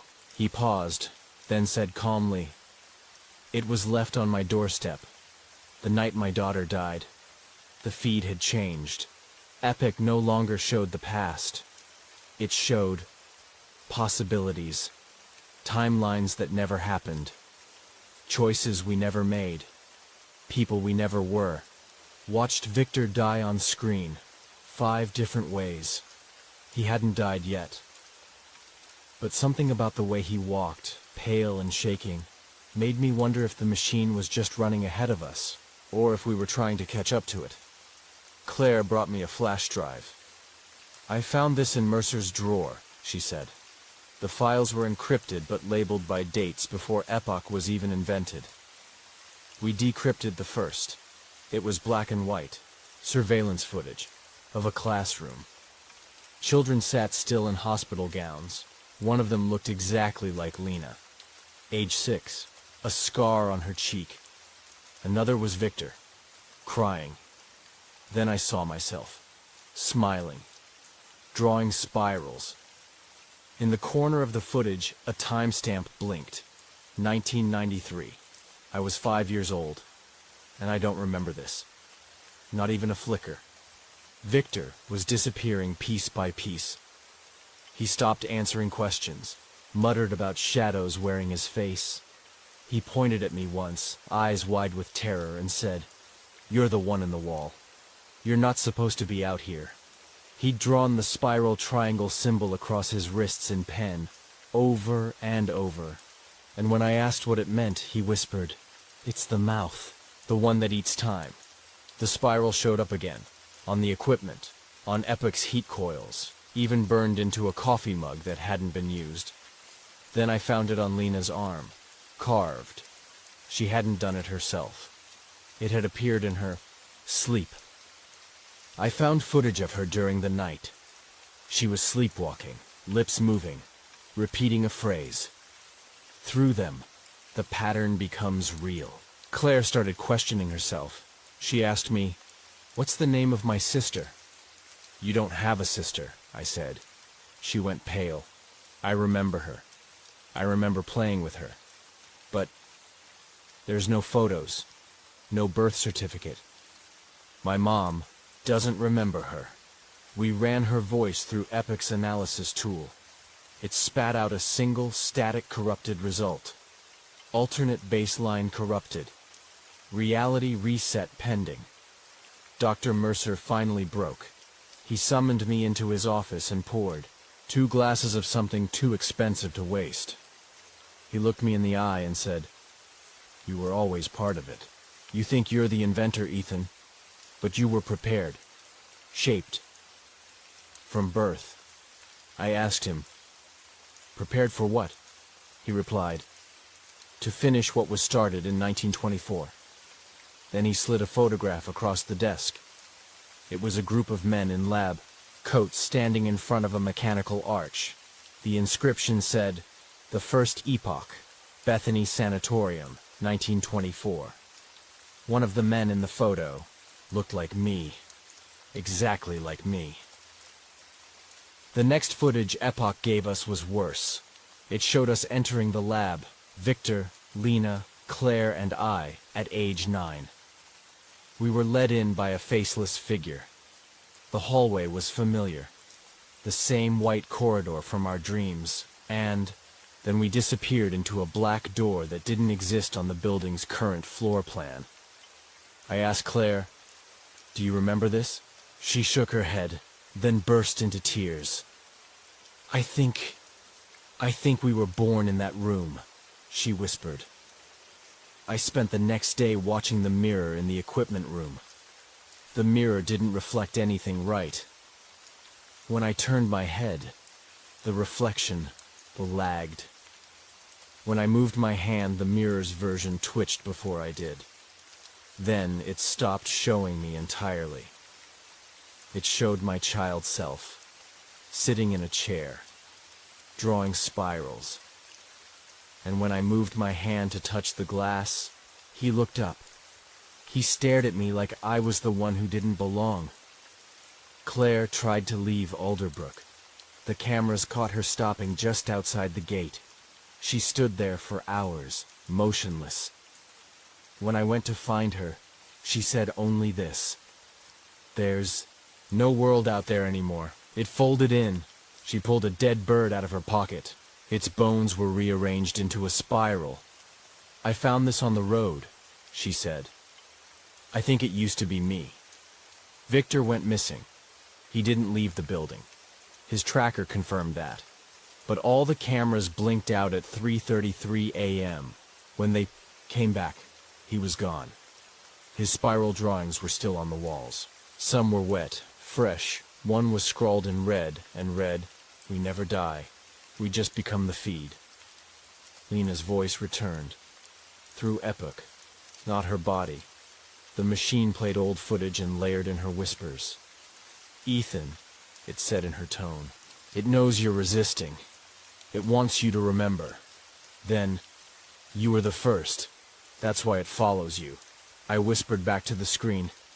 What is it? Epoch glitched. The lights dimmed. On the monitor, a new file appeared. Observer log 1001. The footage showed a fetus in a womb, its eyes already open, and on its skin, faint spirals. That night I dreamed of a house that floats in space. Each room played a different year of my life. Each version of me was trapped behind glass. I walked room to room. In the final room, there was nothing, only Epoch, powered on, and it was breathing. I woke up bleeding from my nose and ears. In my hand was a torn photo. Half of it showed my face. The other half showed the corridor, and scribbled in blood beneath it were the words, "You weren't born. You were recovered." Lena never came back. Her phone was still on the lab desk, screen cracked, front camera recording. The last video file showed her standing before Epoch, whispering, "It finally sees me." Her lips moved, but her voice was layered. There was something else behind it, something older, like something trying to imitate a human, and behind her, just for a frame, the corridor opened, the one from our dreams. But this time, it wasn't empty. I began hearing her voice in the vents. It called me gently. "Ethan, do you remember the door we drew as children?" I didn't. But that night I found it, sketched on the back of one of my old journals. A door with no knob, just an eye in the center. Below it, I had written in crayon, "Don't let it knock." Victor came back, or maybe something wearing Victor. He wandered into the lab at 4 a.m., covered in dust, barefoot, muttering symbols. He had carved the spiral triangle into his chest with a screwdriver. When I tried to touch him, he flinched and whispered, "It's still inside me. Don't touch my shadow. It bites." He sat down, faced Epoch, and began speaking a language we didn't recognize. The machine turned on without power. Then Victor screamed, his body twisted, creased like paper, and then he folded into nothing. A gust of air. Then silence. Claire began bleeding from her eyes, tiny red spirals. She kept forgetting her name, then mine, then her own face. Once, she looked at her reflection and screamed, "Why is she wearing me?" We sedated her. It didn't help. When she slept, she mumbled coordinates. I checked them. They pointed to an abandoned orphanage that burned down in 1993, the year I turned 5. Dr. Mercer called a final meeting. He didn't speak, just handed us all letters and a key, then walked into the isolation chamber and closed the door. He stared into the one-way mirror, smiled faintly, and mouthed something. "It's in the blood." Then he bit down glass from his pocket. His throat opened like a second mouth, and he died. The key he gave me opened a drawer in his office. Inside, a photo of us as children in the orphanage, with a single line written in his handwriting. "You were always the code." The lab changed, not just psychologically, physically. Walls bent slightly outward when no one looked. Doors moved from one place to another. Epoch began to hum even when unplugged. And the lights, they flickered in Morse again. Remember the staircase. I went down alone, to the basement we were never meant to access. The false wall behind Epoch flickered when I touched it. Like Lena said, it wasn't a wall. It was a membrane. I pushed through. Behind, It's these stairs, descending into black. I counted them as I stepped. 7, 13. Then the numbers repeated, over and over. The hallway at the bottom wasn't made of stone. It was made of bone, ribs, teeth, vertebrae woven together like wood, and the walls whispered, "Feed us back." At the end was a door with no handle. The same. One from my drawing. The eye opened, and I saw it. The creature. The one from the feed. From the dreams. From the first blueprint we thought we designed. It was tall, wrapped in veins of static, its body stitched together from footage, its skin flickering between people I loved, my mother's face, Lena's voice, Claire's hands, all wrong, all spliced. It stepped forward, its mouth opened. No teeth, just a tunnel, a spiral that led nowhere, and it spoke inside my head. "You asked to see, now be seen." I blacked out, woke up in the lab, alone. No sign of stairs, no sign of anyone, just the machine. Epoch now bore the spiral mark, etched in steel. The screen blinked. Primary observer verified. Initialize phase 2. I didn't press anything, but the screen blinked again. Phase 2. Initialized. Memory loop unsealed. Claire was gone. No blood. No trace. Just a final message on her recorder. I remember now. We weren't abandoned. We were placed. The machine didn't come from us. We came from it. I checked Epoch's new recordings. They weren't video. They were echoes of us. Laughing, crying, dying, looping, different timelines. Same spiral, same end. I tried to shut it down. The power grid fried. The override codes failed. The machine laughed, not mechanically. Human. My own voice, mocking me. I smashed the control panel, but Epoch began bleeding. Actual blood from its vents. It spelled out one word across the floor. Remember, I collapsed, had a vision, or a memory, or maybe I was dying. I stood in a vast black field. Above me, a sky made of static. Below me, endless mirrors reflecting every version of me. Dead, alive, broken, screaming. And in the center, the spiral turned. Slower than time. And I heard the voice one last time. The other side never sleeps. And now, you've woken it. The world outside Alderbrook no longer made sense. When I drove to the edge of town, the road just ended.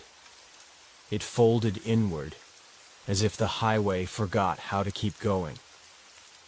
I watched birds fly into the sky and vanish. Not disappear, erase. Their forms flickered once, then became noise. I turned back. The building changed overnight. The doors led to different rooms. The clock spun backward. A hallway I walked for years now had 17 steps instead of 15.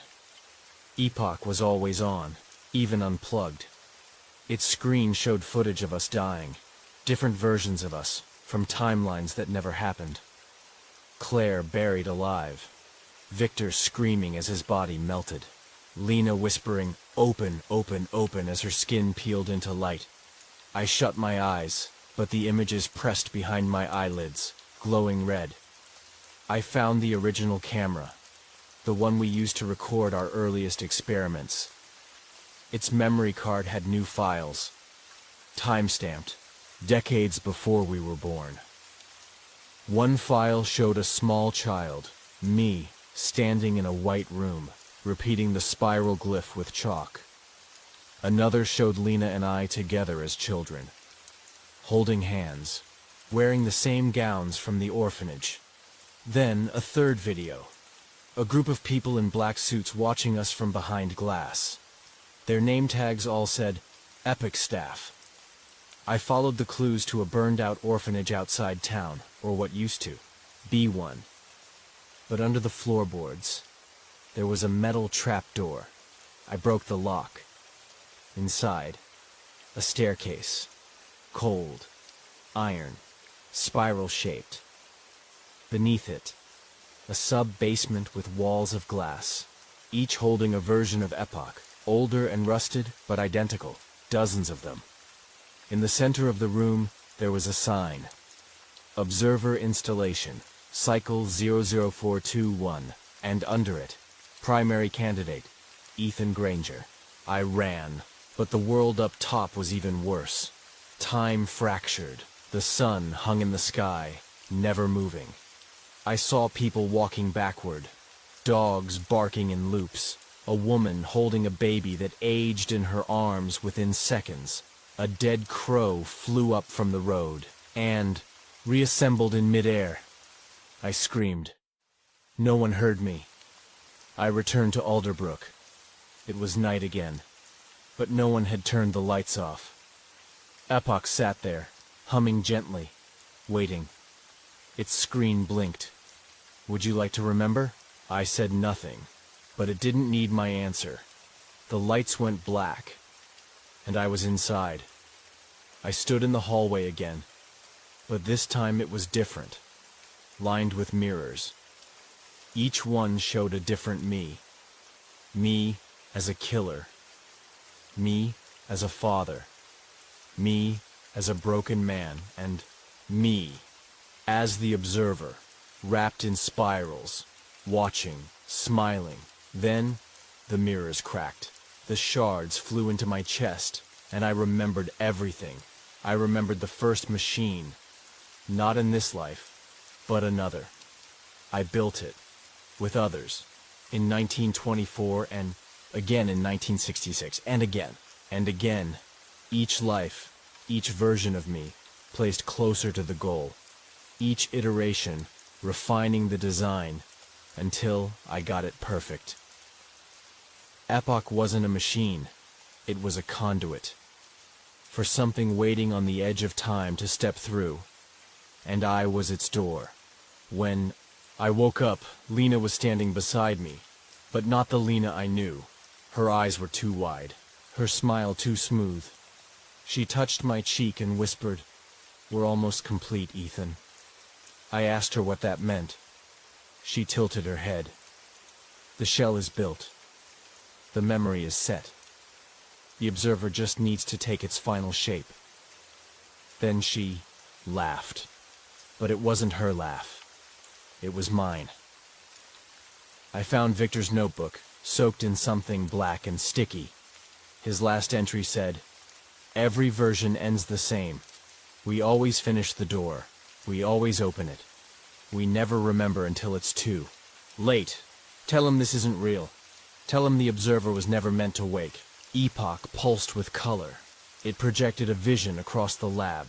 Earth, empty, barren, covered in spirals etched into stone and ash. A voice spoke, "This is your gift, Ethan. You carried it so well. Now let us wear your skin."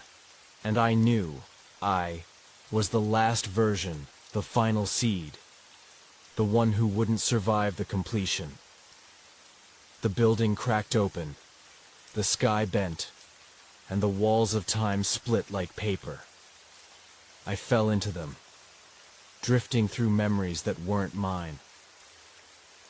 I saw myself born again, and again, and again, until I stopped being a person and became a story.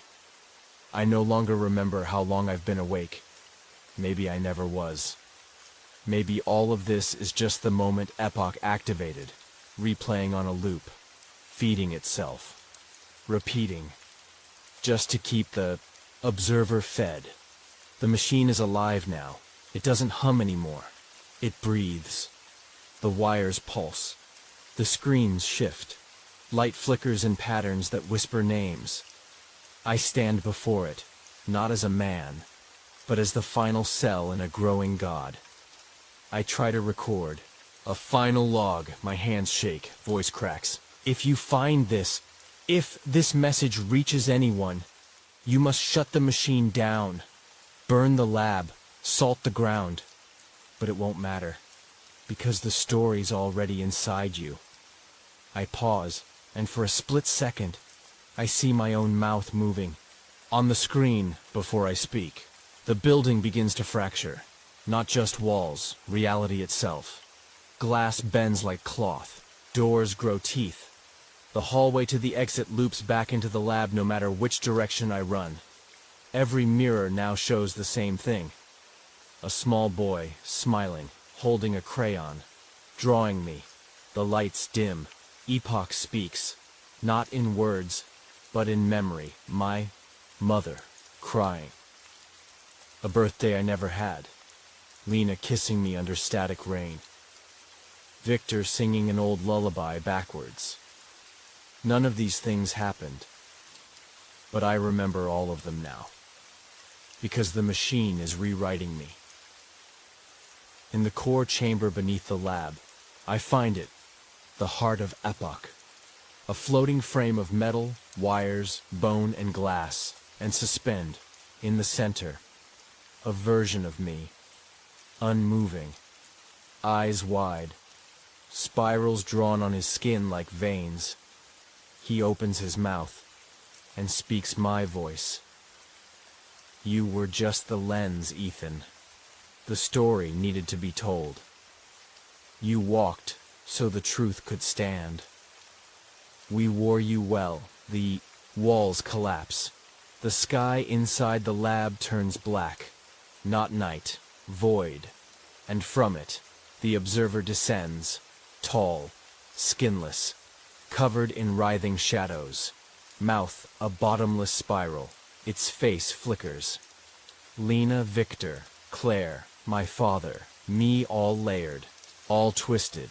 It touches Epoch, and the machine begins showing frames, not video, moments, a war, a city with no sky, a girl giving birth to a child with spiral eyes, a planet carved with symbols, Earth forgotten, time dead.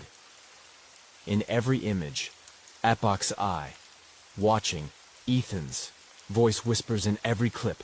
This was always the final frame, I scream. Try to destroy the machine. I rip wires, smash glass. Blood pours from my mouth, my eyes, my ears. Epoch grows louder. The lab floods with a red fog. I fall into the center of the spiral. Fall for years. When I land, it's quiet. I am a child again, sitting on the floor of an empty room, drawing with crayon. A door. A spiral. A machine. A man walks in. He looks like me. Older. Broken. He kneels. It's time to remember, Ethan, he says. But I don't answer, because I'm just a memory now. And the real Ethan never existed. The final frame plays on Epoch, a blank screen. Then, the words, "Installation complete. Welcome, observer." The world outside vanishes, only the spiral remains, endless, silent, open, and through it. You see yourself, watching, remembering. Story 4. I didn't want to come here. Not to this isolated skeleton of a farmhouse with peeling paint, creaking floors, and the smell of something old that refused to die. But after the fire in our city apartment, the one everyone swore was an accident, my parents thought this place would be a new beginning, a way to start over. But the house didn't feel like a beginning. It felt like a mouth. We arrived just after sunset, when the hills outside bled orange, and the trees whispered like they were warning each other about us. I stepped out of the car and stared at the house's upper windows. Dark, blind eyes watching me. The wind shifted, and I could have sworn I heard it. A soft, dragging sound, like something heavy being pulled across a wooden floor inside. "Come on, Elena," Mom called, juggling her purse and keys. "It's just for a few months, until insurance comes through." I followed her up the cracked stone steps. The door creaked open before she could even put the key in. My stomach dropped. Dad laughed. Guess the old place is happy to see us. I wasn't. Inside, everything smelled of mold and soot. The walls were painted in some faded beige, but in the corners, behind the curtains, under the light switches, I saw it. Red stains, faint at first, like old wine spills. But the moment I touched one, it felt wet. I jerked my hand back and sniffed my fingers. No smell, no residue, but I knew what I felt. A slow, sticky warmth, like blood. Do you feel that? I asked Mom, pointing at the smear near the fireplace. She gave it a quick glance. Feel what? It's just an old water stain, sweetheart. You're still shaken up. Don't worry, we'll make this place cozy in no time. But the longer I looked, the more I noticed. The red was everywhere, in patterns. Lines running across walls like veins beneath skin, like something alive. My new bedroom was upstairs, second door on the left. The floor groaned when I stepped in. There was a mirror on the closet door that hadn't been cleaned in years. I wiped it with my sleeve. For a moment, my reflection didn't move with me. It just stood there, staring. A half-second delay, not a trick of light. I could feel it, like someone was on the other side of the glass, mimicking me poorly. I backed away. This isn't right, I whispered, and the mirror fogged as if something heard me breathe. That night, I couldn't sleep. The house made too many noises. The floorboards popped and snapped like something was pacing under the wood. In the distance, I heard a door creak, and then drag, drag, pause, drag, like someone pulling a body. I sat up, eyes wide. "Mom?" I called. Silence. I tiptoed out of bed and opened my door. The hallway was darker than it should have been. The bulb overhead flickered, struggling to stay lit. I followed the sound toward the attic steps. The dragging stopped. Something dripped onto my hand. I looked up. From the ceiling crack, a red droplet fell onto my skin. I touched it. It felt warm. My heart thudded against my ribs. I backed away slowly and returned to my room, locking the door behind me. But even in the safety of my bed, I saw it. Red lines crawling up the walls, stretching like veins, pulsing, so faint I thought I might be imagining them. I pulled the covers over my head and whispered to myself, "It's just the trauma. The fire messed with your head, that's all." The next morning, Mom acted like nothing happened. She made pancakes. Dad was already outside fixing a broken fence. I didn't mention the red drops. Instead, I explored the house in daylight, hoping it would seem less terrifying. In the basement, I found old crates, spider webs, and a metal cabinet sealed shut with rusted latches. On the floor near the corner was a burnt section of wood, circular, perfectly shaped like someone had made a ritual circle there long ago.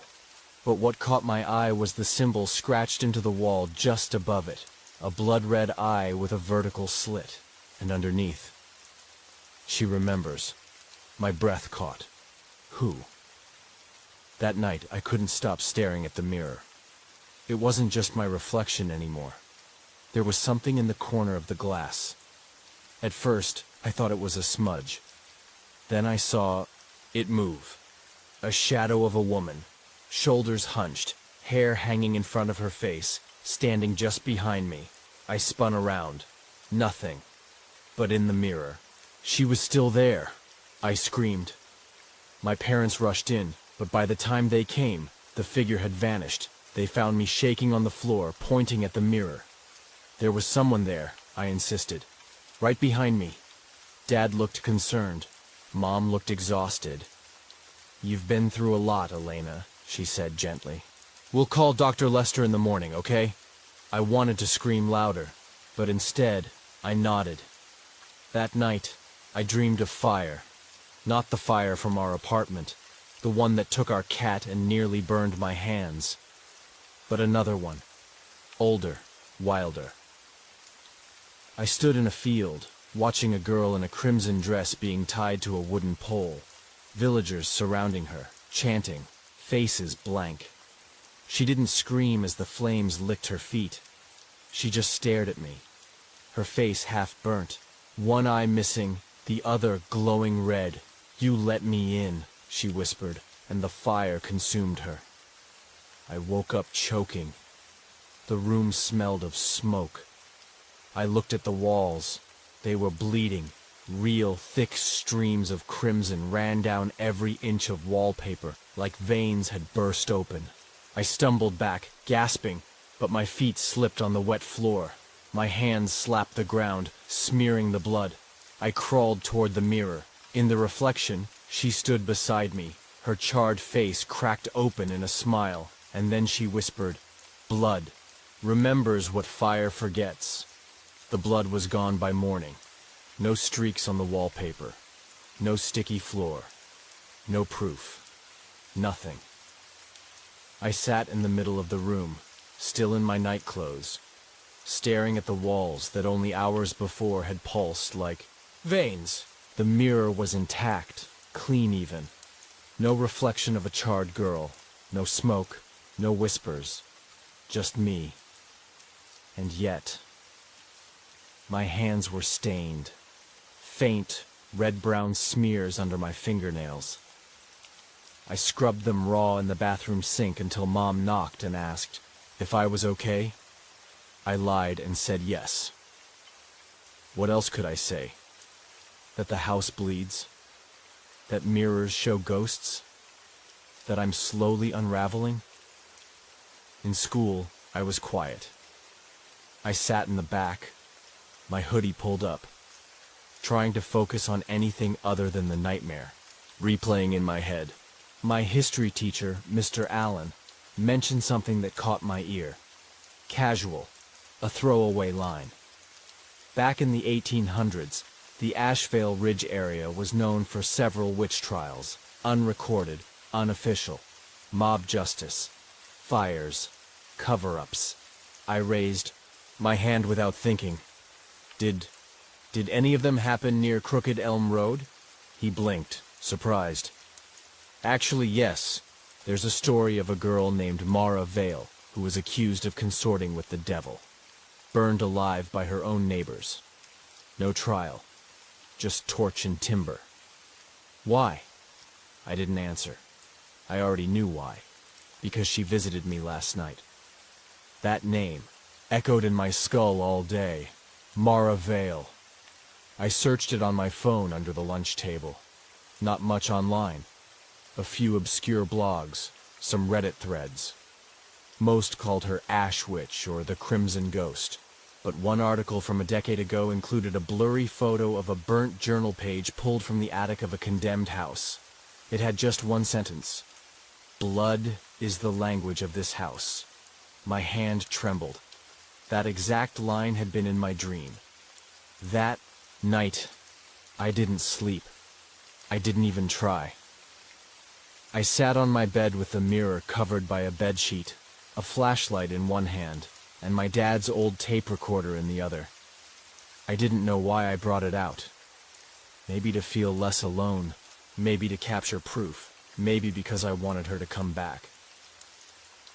At exactly 2:13 a.m., I heard it again. Drag, drag, pause, coming from the attic. I opened my bedroom door slowly. The hallway was darker than usual again, like the shadows were thicker, denser. I climbed the attic steps, each one groaning beneath my weight. At the top, I hesitated. I'd never been up there before, but the door was cracked open. I pushed it gently. Inside, dust, cobwebs, forgotten trunks, but something stood out. A circle burned into the wooden floor, like someone had lit it with fire long ago. And in the center, nothing. Just stillness. Until my flashlight flickered. When it returned, she was there. Mara, standing in the circle, arms at her sides, head tilted. Her skin was blackened like charcoal. One eye was hollow. The other glowed red like a dying ember. "You look like me," she rasped. I couldn't move.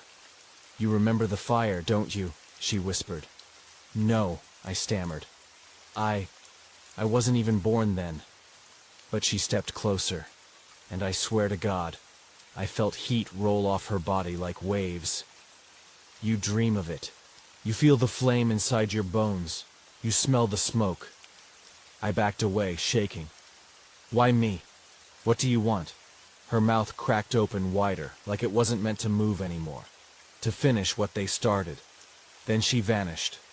I woke, up in my bed, no memory of walking back. The flashlight was beside me. The tape recorder had stopped. I played it back, static, then footsteps, and then my voice. Only I hadn't said what I heard. "Let me out. I'm still burning." I dropped the recorder. The next day, my right palm began to hurt. I looked down and saw a blister forming in the shape of a flame. No burn event. No accident. It just appeared. By evening, it darkened to crimson. Mom noticed. "Elena, what happened?" I didn't answer. Because deep down, a small, awful truth was forming inside me. I didn't fear the flame anymore. I returned to the attic that night, this time fully awake. In the circle was a box I hadn't seen before, metal, sealed with rust. It opened easily under my hands. Inside, a mirror, small and handheld, its silver frame twisted like bone. I stared into it. I saw myself. And then I didn't. Saw Mara. She was screaming, tied to a stake, flames rising. Villagers stood around her, smiling. One of them looked familiar. My face. No. Not just familiar. It was me. I had watched her burn. I stumbled back, heart pounding. "No," I whispered. "That can't be right. I didn't do anything." But the mirror hummed in my hand. "You watched," her voice echoed.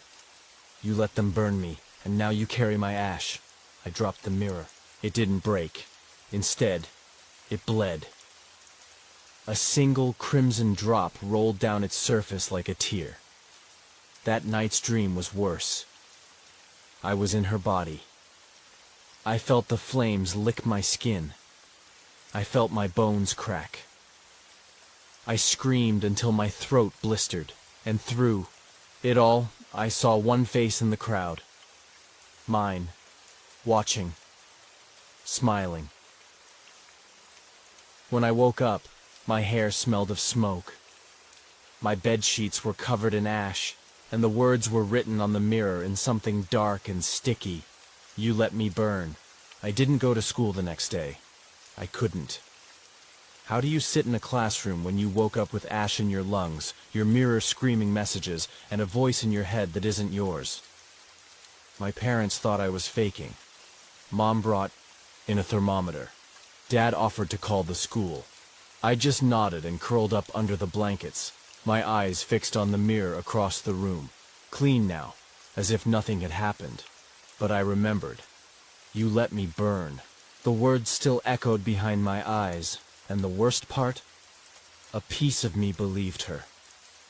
I waited until nightfall before uncovering the mirror again. The silence in the room was thick, like the house was holding its breath. I stood in front of the glass. For a long moment I only saw myself, pale, tired, shaken. Then the air grew cold. I exhaled, and the mirror fogged slightly. When it cleared, she was behind me, Mara, burned, hollow. Her head tilted like a puppet yanked on invisible strings. I turned. Nothing. But in the glass, she remained. She raised her hand slowly, pressing it to the inside of the mirror. Her palm lined up with mine. Only hers bled. A dark red smear trickled down her arm, leaking across the reflective surface. "You're almost ready," she whispered. I stumbled back, knocking over my desk lamp. It shattered, and in the moment of darkness I heard something else. Footsteps, slow, wet, echoing, but not from the hall, from inside the mirror. I flicked on my flashlight. The glass was no longer a mirror. It was a window. Beyond it, a different version of my room, charred, twisted. The walls were blackened, bleeding. The bed frame was burned halfway through, and sitting in the center, cross-legged, was me. No, not me. Her Mara, wearing my skin. She smiled. I screamed and threw a book at the mirror. Crack, a spiderweb fracture split across its surface. But instead of glass shards, blood seeped from the crack, slow and thick. I ran from the room, breath ragged, nearly tumbling down the stairs. In the kitchen, I grabbed paper towels, bleach, anything. By the time I returned, the mirror was clean again, unbroken, untouched. I didn't sleep. I couldn't. I sat in the hallway, knees pulled to my chest, the cracked mirror mocking me from my bedroom. But something new happened around 4 a.m. I heard my own voice calling me from the attic. Soft, choked, begging. "Elena, help me." I didn't move. "Elena, I'm burning. Please." Then silence. And then a child's giggle. I confronted my parents the next morning. "There's something wrong with the house," I said. "Something old. Something evil." Dad lowered his newspaper. "Elena, no, listen to me. There was a girl, Mara Vale. She died here, burned alive. And now she's in the walls. The mirror. My dreams." Mom frowned. "You're scaring us." "Good," I shouted. "Because I'm scared too." I ran to the attic before they could stop me. I needed to find that mirror again. The handheld one. The one from the circle. But when I opened the attic door, the circle was gone. So was the mirror. So was the box. In their place was something worse. Photo taped to the attic wall, old, faded. It showed a girl, me, standing at the edge of a fire, watching as another girl burned at the stake, written in ink across the top. She watched once. She'll burn next. The next 3 days blurred. I stopped eating, stopped sleeping. Every time I passed a mirror, even a spoon, a window pane, a phone screen, I saw her. Sometimes she smiled. Sometimes she screamed. Once, she slammed her face against the glass, over and over, until it cracked and bled and cracked again, though my side remained untouched. I stopped looking at reflections altogether, but that didn't stop her from watching. Then came the worst night of all. I dreamed I was tied to the stake. The villagers, gathered, faces blank, eyes red, flames at my feet, smoke in my mouth. In the crowd, I saw Mom and Dad and me, another version of me, smiling. I screamed as the fire rose, my skin bubbled, my hair ignited, my voice tore apart. When I woke, I was in bed, and my bedsheets were on fire, real living flames. I leapt up screaming. Mom ran in with a blanket and smothered the blaze. No one could explain it. No cords, no open flames, no matches. Just heat, raw, impossible heat. The mirror was uncovered again that morning. I hadn't touched it. This time, words were scrawled across its center in something brown and sticky. You feel her now, don't you? Beneath it, soon we will be one. I stared at myself in the glass, but I couldn't tell anymore if it was me. My hair looked darker. My eyes looked redder in the right light. And when I smiled, the mirror didn't. That night, I recorded myself sleeping. I had to know what happened while I was unconscious. In the footage, I toss, I turn, I whisper. Then I sit up at 3:11 a.m., eyes open, staring at the mirror, and I speak in a voice that is not mine. She burned, so I could be reborn. Then I crawl toward the mirror on hands and knees and disappear from frame. The bed stays empty. For 4 hours. At dawn, I crawl back in from the foot of the bed, covered in ash. I deleted the video, but it didn't delete from my mind. I'm losing time. I'm losing myself. And every time I look into the mirror, I see less of me and more of her. I didn't wake up in my bed.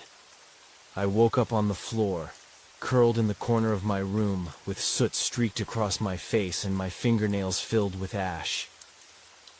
I didn't remember how I got there. I didn't remember dreaming, but the house remembered. It always remembered. Downstairs, my parents argued in whispers, thinking I couldn't hear. She's getting worse. It's just trauma. No. This is something else, David. Did you see the sheets? Did you smell the smoke? I walked in, barefoot, my voice low. I'm right here. They fell silent. Dad stood up. Elena, your mother and I have made a decision. We're calling Dr. Lester. Today. I don't need a shrink. You set your bed on fire. No, I said, my voice trembling. She did. Mom stepped forward carefully. Who, sweetheart? I looked them dead in the eyes. Mara. They didn't understand. They couldn't. I locked myself in my room and sat in front of the mirror. This time by choice. I needed answers. I stared at my reflection for hours, waiting for something to move. Waiting for her. And when she came, it wasn't a slow appearance. This time. It was sudden. Instant, one blink and she was there. Not behind me, instead of me. She sat where I sat. In my clothes. In my room. But her eyes were deep wells of glowing red. Her smile cracked open like burned bark. You watched me die. I shook my head. No. I didn't exist then. You existed. You just wore a different name. My skin crawled. Who was I? She pressed her palm to the mirror again. Blood bloomed beneath her touch like petals. You were the girl who screamed witch. I felt it hit me like a buried memory rising too fast. A face. A name. A different lifetime. Elaine. A Puritan girl. A frightened, jealous child who pointed her finger, and Mara burned. The past was bleeding into the present, and my soul wasn't as innocent as I'd believed. Maybe that's why the fire had followed me. Why our apartment burned. Why the house called to me. Why I could feel her whisper in my bones when I stood near mirrors or looked into flame. I hadn't just found Mara's ghost. I'd inherited her revenge. That night, I had another dream, but this one felt too real. I was in the village square, again. But now I stood among the crowd, a child's face, hands trembling, and Mara stood tied to the post, eyes locked on mine. You'll carry the fire, she said, for all your lives to come. As the fire rose, I screamed, not at her, but at the villagers. No, stop. I didn't mean it, but they didn't stop. They never stopped. and as she burned, her face twisted, not in pain, but in knowing. We are bound now, you and I, flame to flame, sin to sin. I jolted awake. There was ash in my mouth, and my bedroom window was open. Outside, in the field behind the house, a ring of fire burned in perfect silence. I ran to it. No smoke, no crackle, just flame in perfect stillness, like it waited for something. In the center was the handheld mirror, the one I found in the attic. I stepped into the circle without hesitation. As my foot crossed the flame line, it didn't burn me. It welcomed me. The mirror was warm in my hands. It vibrated, softly, like a heartbeat. And then I saw her again. Not Mara. Not me. Both. Together. Faces fused. One eye red, one eye blue. Skin a mix of flame and flesh. "This is your body now," she whispered. "This is your punishment. And your purpose. You're not a victim, Elena. You're the vessel." I dropped the mirror and screamed. This time, the fire responded. The entire circle flared high, 10 feet into the air. I staggered back, but something held me there. Not hands. Guilt. The truth burned hotter. Then the flame. I woke up in bed again, clean, window shut, mirror untouched. No fire outside, no proof, but my palm had a new scar, a perfect circle. A ring burned into my skin. I skipped school for the 3rd day. I opened the tape recorder again, desperate to catch something. This time, I asked it questions. Who are you? Why me? What do you want? Silence. Until minute 5. The tape hissed. Then, I want to remember. Then, I want the world to burn like I did. I went to the library. The real one. Downtown. I found a single book with a reference to Mara Vale. An old local history published in the 70s. Half fiction, half rumor. Page 112. Handwritten in the margin. The girl wasn't a witch. She was fireborn. Below, another scribble. They killed her because they feared what she carried. Fireborn. That word stuck to my ribs. I remembered the dream. The way I hadn't burned. The way the circle welcomed me. I was no longer haunted by fire. I was the fire. And Mara. She wasn't trying to destroy me. She was trying to awaken me. When I got home, the lights were out. The house felt hotter than usual. Not warm. Boiling. I ran upstairs. My bedroom door was closed. From behind it, laughter mine. But I wasn't inside. Pushed the door open. The mirror was uncovered.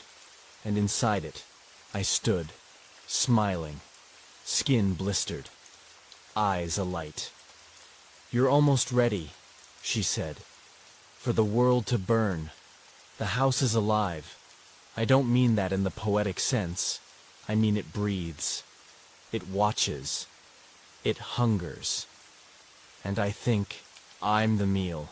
That night, after seeing myself in the mirror, my blistered double with the fire-glow eyes, I did what any sane person would do. I smashed the mirror, screamed, cried, blew out the lights, fell to the floor in a shaking heap. But as the glass cracked and scattered, something bled from every shard. Dark crimson, thicker than blood. Slower, like the house was leaking from its soul. And then I heard it. Thump, thump, a heartbeat. In the walls. I pressed my ear to the drywall. Thump, thump, thump, rhythmic, steady, not mechanical, not pipes. Living. The house had a heart, and it was beating in time with mine. I ran. Down the hall, into the kitchen, through the back door. The field behind the house had changed. The circle of fire was back, but it wasn't burning. It was pulsing, like a wound, and growing from its center was something impossible. A tree made of flesh, Its bark was red muscle. Its branches were sinew. Its leaves were shards of mirror, each one reflecting Mara's face. And at its base, a book, bound in scorched leather, pages made of skin. I picked it up. It screamed. I don't remember walking back inside. I only remember the sound the house made when I did, like a sigh of relief, like something long denied had been welcomed home. Later, I found the book in my lap. Didn't open it. It opened itself. On the first page, this house was built with blood. It remembers each scream. It forgets nothing. The second page was worse. She who is marked must bleed. She who is guilty must burn. She who is reborn must feed the roots. I went to the bathroom and looked in the mirror above the sink, the last one still intact. At first, it was just me. Then the lights flickered. Then my reflection smiled before I did. Then it spoke without moving its mouth. Feed the house, Elena. Feed it what it's owed. I punched the glass. Blood sprayed across the sink, and the mirror drank it. The streaks faded as soon as they hit. I couldn't breathe. I ran to the living room. My parents were watching TV. I tried to speak, but the words got stuck in my throat, because behind them, on the wallpaper, the red veins were back, thick, crawling, reaching slowly across the room. "Do you see it?" I asked. Mom looked confused. "See what?" "The walls. They're alive." Dad lowered the volume. "Elena, enough. They're bleeding." He stood. "There's nothing there, honey." But the veins were crawling up his arm now. Only I could see them. Only I could feel the heartbeat beneath the floorboards. That night, the dream didn't come. Something worse did. A memory. I wasn't Elena. I was Elaine. Again. 17 years old. Standing in front of a mob, pointing my finger. "She made the crops die," I cried. "She cursed my mother. And they believed me. They dragged Mara from her cabin, screaming, kicking, burning her herbs. They tied her to the post, and when she looked at me, she didn't scream. She smiled. "You'll pay. Not in this life, but in the next, and the next, and the next, until my fire becomes yours." They lit the flame, and I watched, smiling. I woke up with burn marks on my wrists, as if someone had tied ropes and set them alight. I had no choice now. I went back to the attic. The circle had returned, this time glowing. The floorboards breathed. I could feel them rise and fall under my feet like a sleeping chest. In the center of the circle, a box. Inside, my baby teeth, my old hairbrush. A broken music box that used to sit on my childhood dresser. But not from this life, from another. The music box played a haunting tune I didn't know, but my body remembered it. And then, her voice, right behind me. "You brought your past with you." I turned. Mara stood at the edge of the circle, arms crossed over her charred chest. "Now finish what they started. Burn the house, or let it consume you." I fled again, back downstairs, back to my parents. "I need to leave," I said. "We all do. This place, it's not a house, it's her." They stared at me. Dad rose slowly. "Elena, you're not making sense." "No! You're not listening!" I grabbed his shirt. "She's going to kill all of us unless I end this." Mom started crying. "Please, don't talk like this." But then the ceiling cracked, and blood rained down. Real, warm, thick. My parents screamed, and for the first time, they saw it. The veins spread like wildfire across the ceiling, through the hall, over the walls. The TV exploded. Lights burst. The wallpaper peeled away in strips, revealing red, pulsating flesh underneath. And from the floorboards, hands. Dozens of charred, clawing hands reaching up from the gaps, grabbing at ankles, pulling, moaning. Mara's voice boomed from every wall. One soul to burn, one flame to wake, one house to remember. Dad grabbed my hand. What do we do? I looked down. My hand wasn't mine anymore. It was burned black. My skin bubbled. My voice came out two-toned. You leave. I stay, Mom shrieked. But I was already walking toward the attic stairs, glowing with fire under each step I took. The house opened to greet me. The circle hummed. The mirror reformed in midair, shards stitching back together like healing flesh, and, in the reflection, there was no longer Elena, no longer Mara, only flame. I stood inside the attic circle, bare feet tingling against scorched wood. All around me, the house moaned. It wasn't collapsing. No, it was awakening. The floorboards beneath me breathed. The wallpaper sloughed off like skin. Every wall wept crimson, slow and thick. The veins pulsed. The windows were sealed shut with flesh. The mirrors had reassembled and now lined every corner, and every reflection showed me burning, and I was calm. Because I wasn't running anymore, I knew who I was. Not Elena. Not the victim. Not the witness. Not even the descendant. I was the match. Downstairs, my mother screamed my name. Elena, please come down! My father pounded on the attic door. Elena, open it! We can leave. Just open the... The door sealed shut behind me. I didn't do it. The house did, and it sighed, like it had waited lifetimes for this moment. The circle on the floor blazed with red fire. Not hot, not burning, welcoming. It curled around me like a crown. I held the handheld mirror in both hands. Mara appeared instantly. She wasn't behind me this time. She stood beside me. Her burns had faded. Her face now mirrored mine, like twin sisters meeting after lifetimes apart. You've remembered, she said. I nodded. You've carried me. I nodded again. Now set me free. My heart was calm, even as the fire crawled up my legs. Even as the mirrors cracked again, not from violence, but from joy. Even as I heard my parents screaming below, begging me to stop, sobbing my name, even then, I felt peace. Because I understood now. This was never about revenge. This was about balance. A girl wrongly burned by my hand. A fire buried under lifetimes of guilt. And now the vessel, me, had remembered. Now the house could bleed clean. I closed my eyes. Let the fire in. Let it find every wound in my body. Let it carve her memory into my bones. I whispered the words I'd been hearing in dreams for weeks.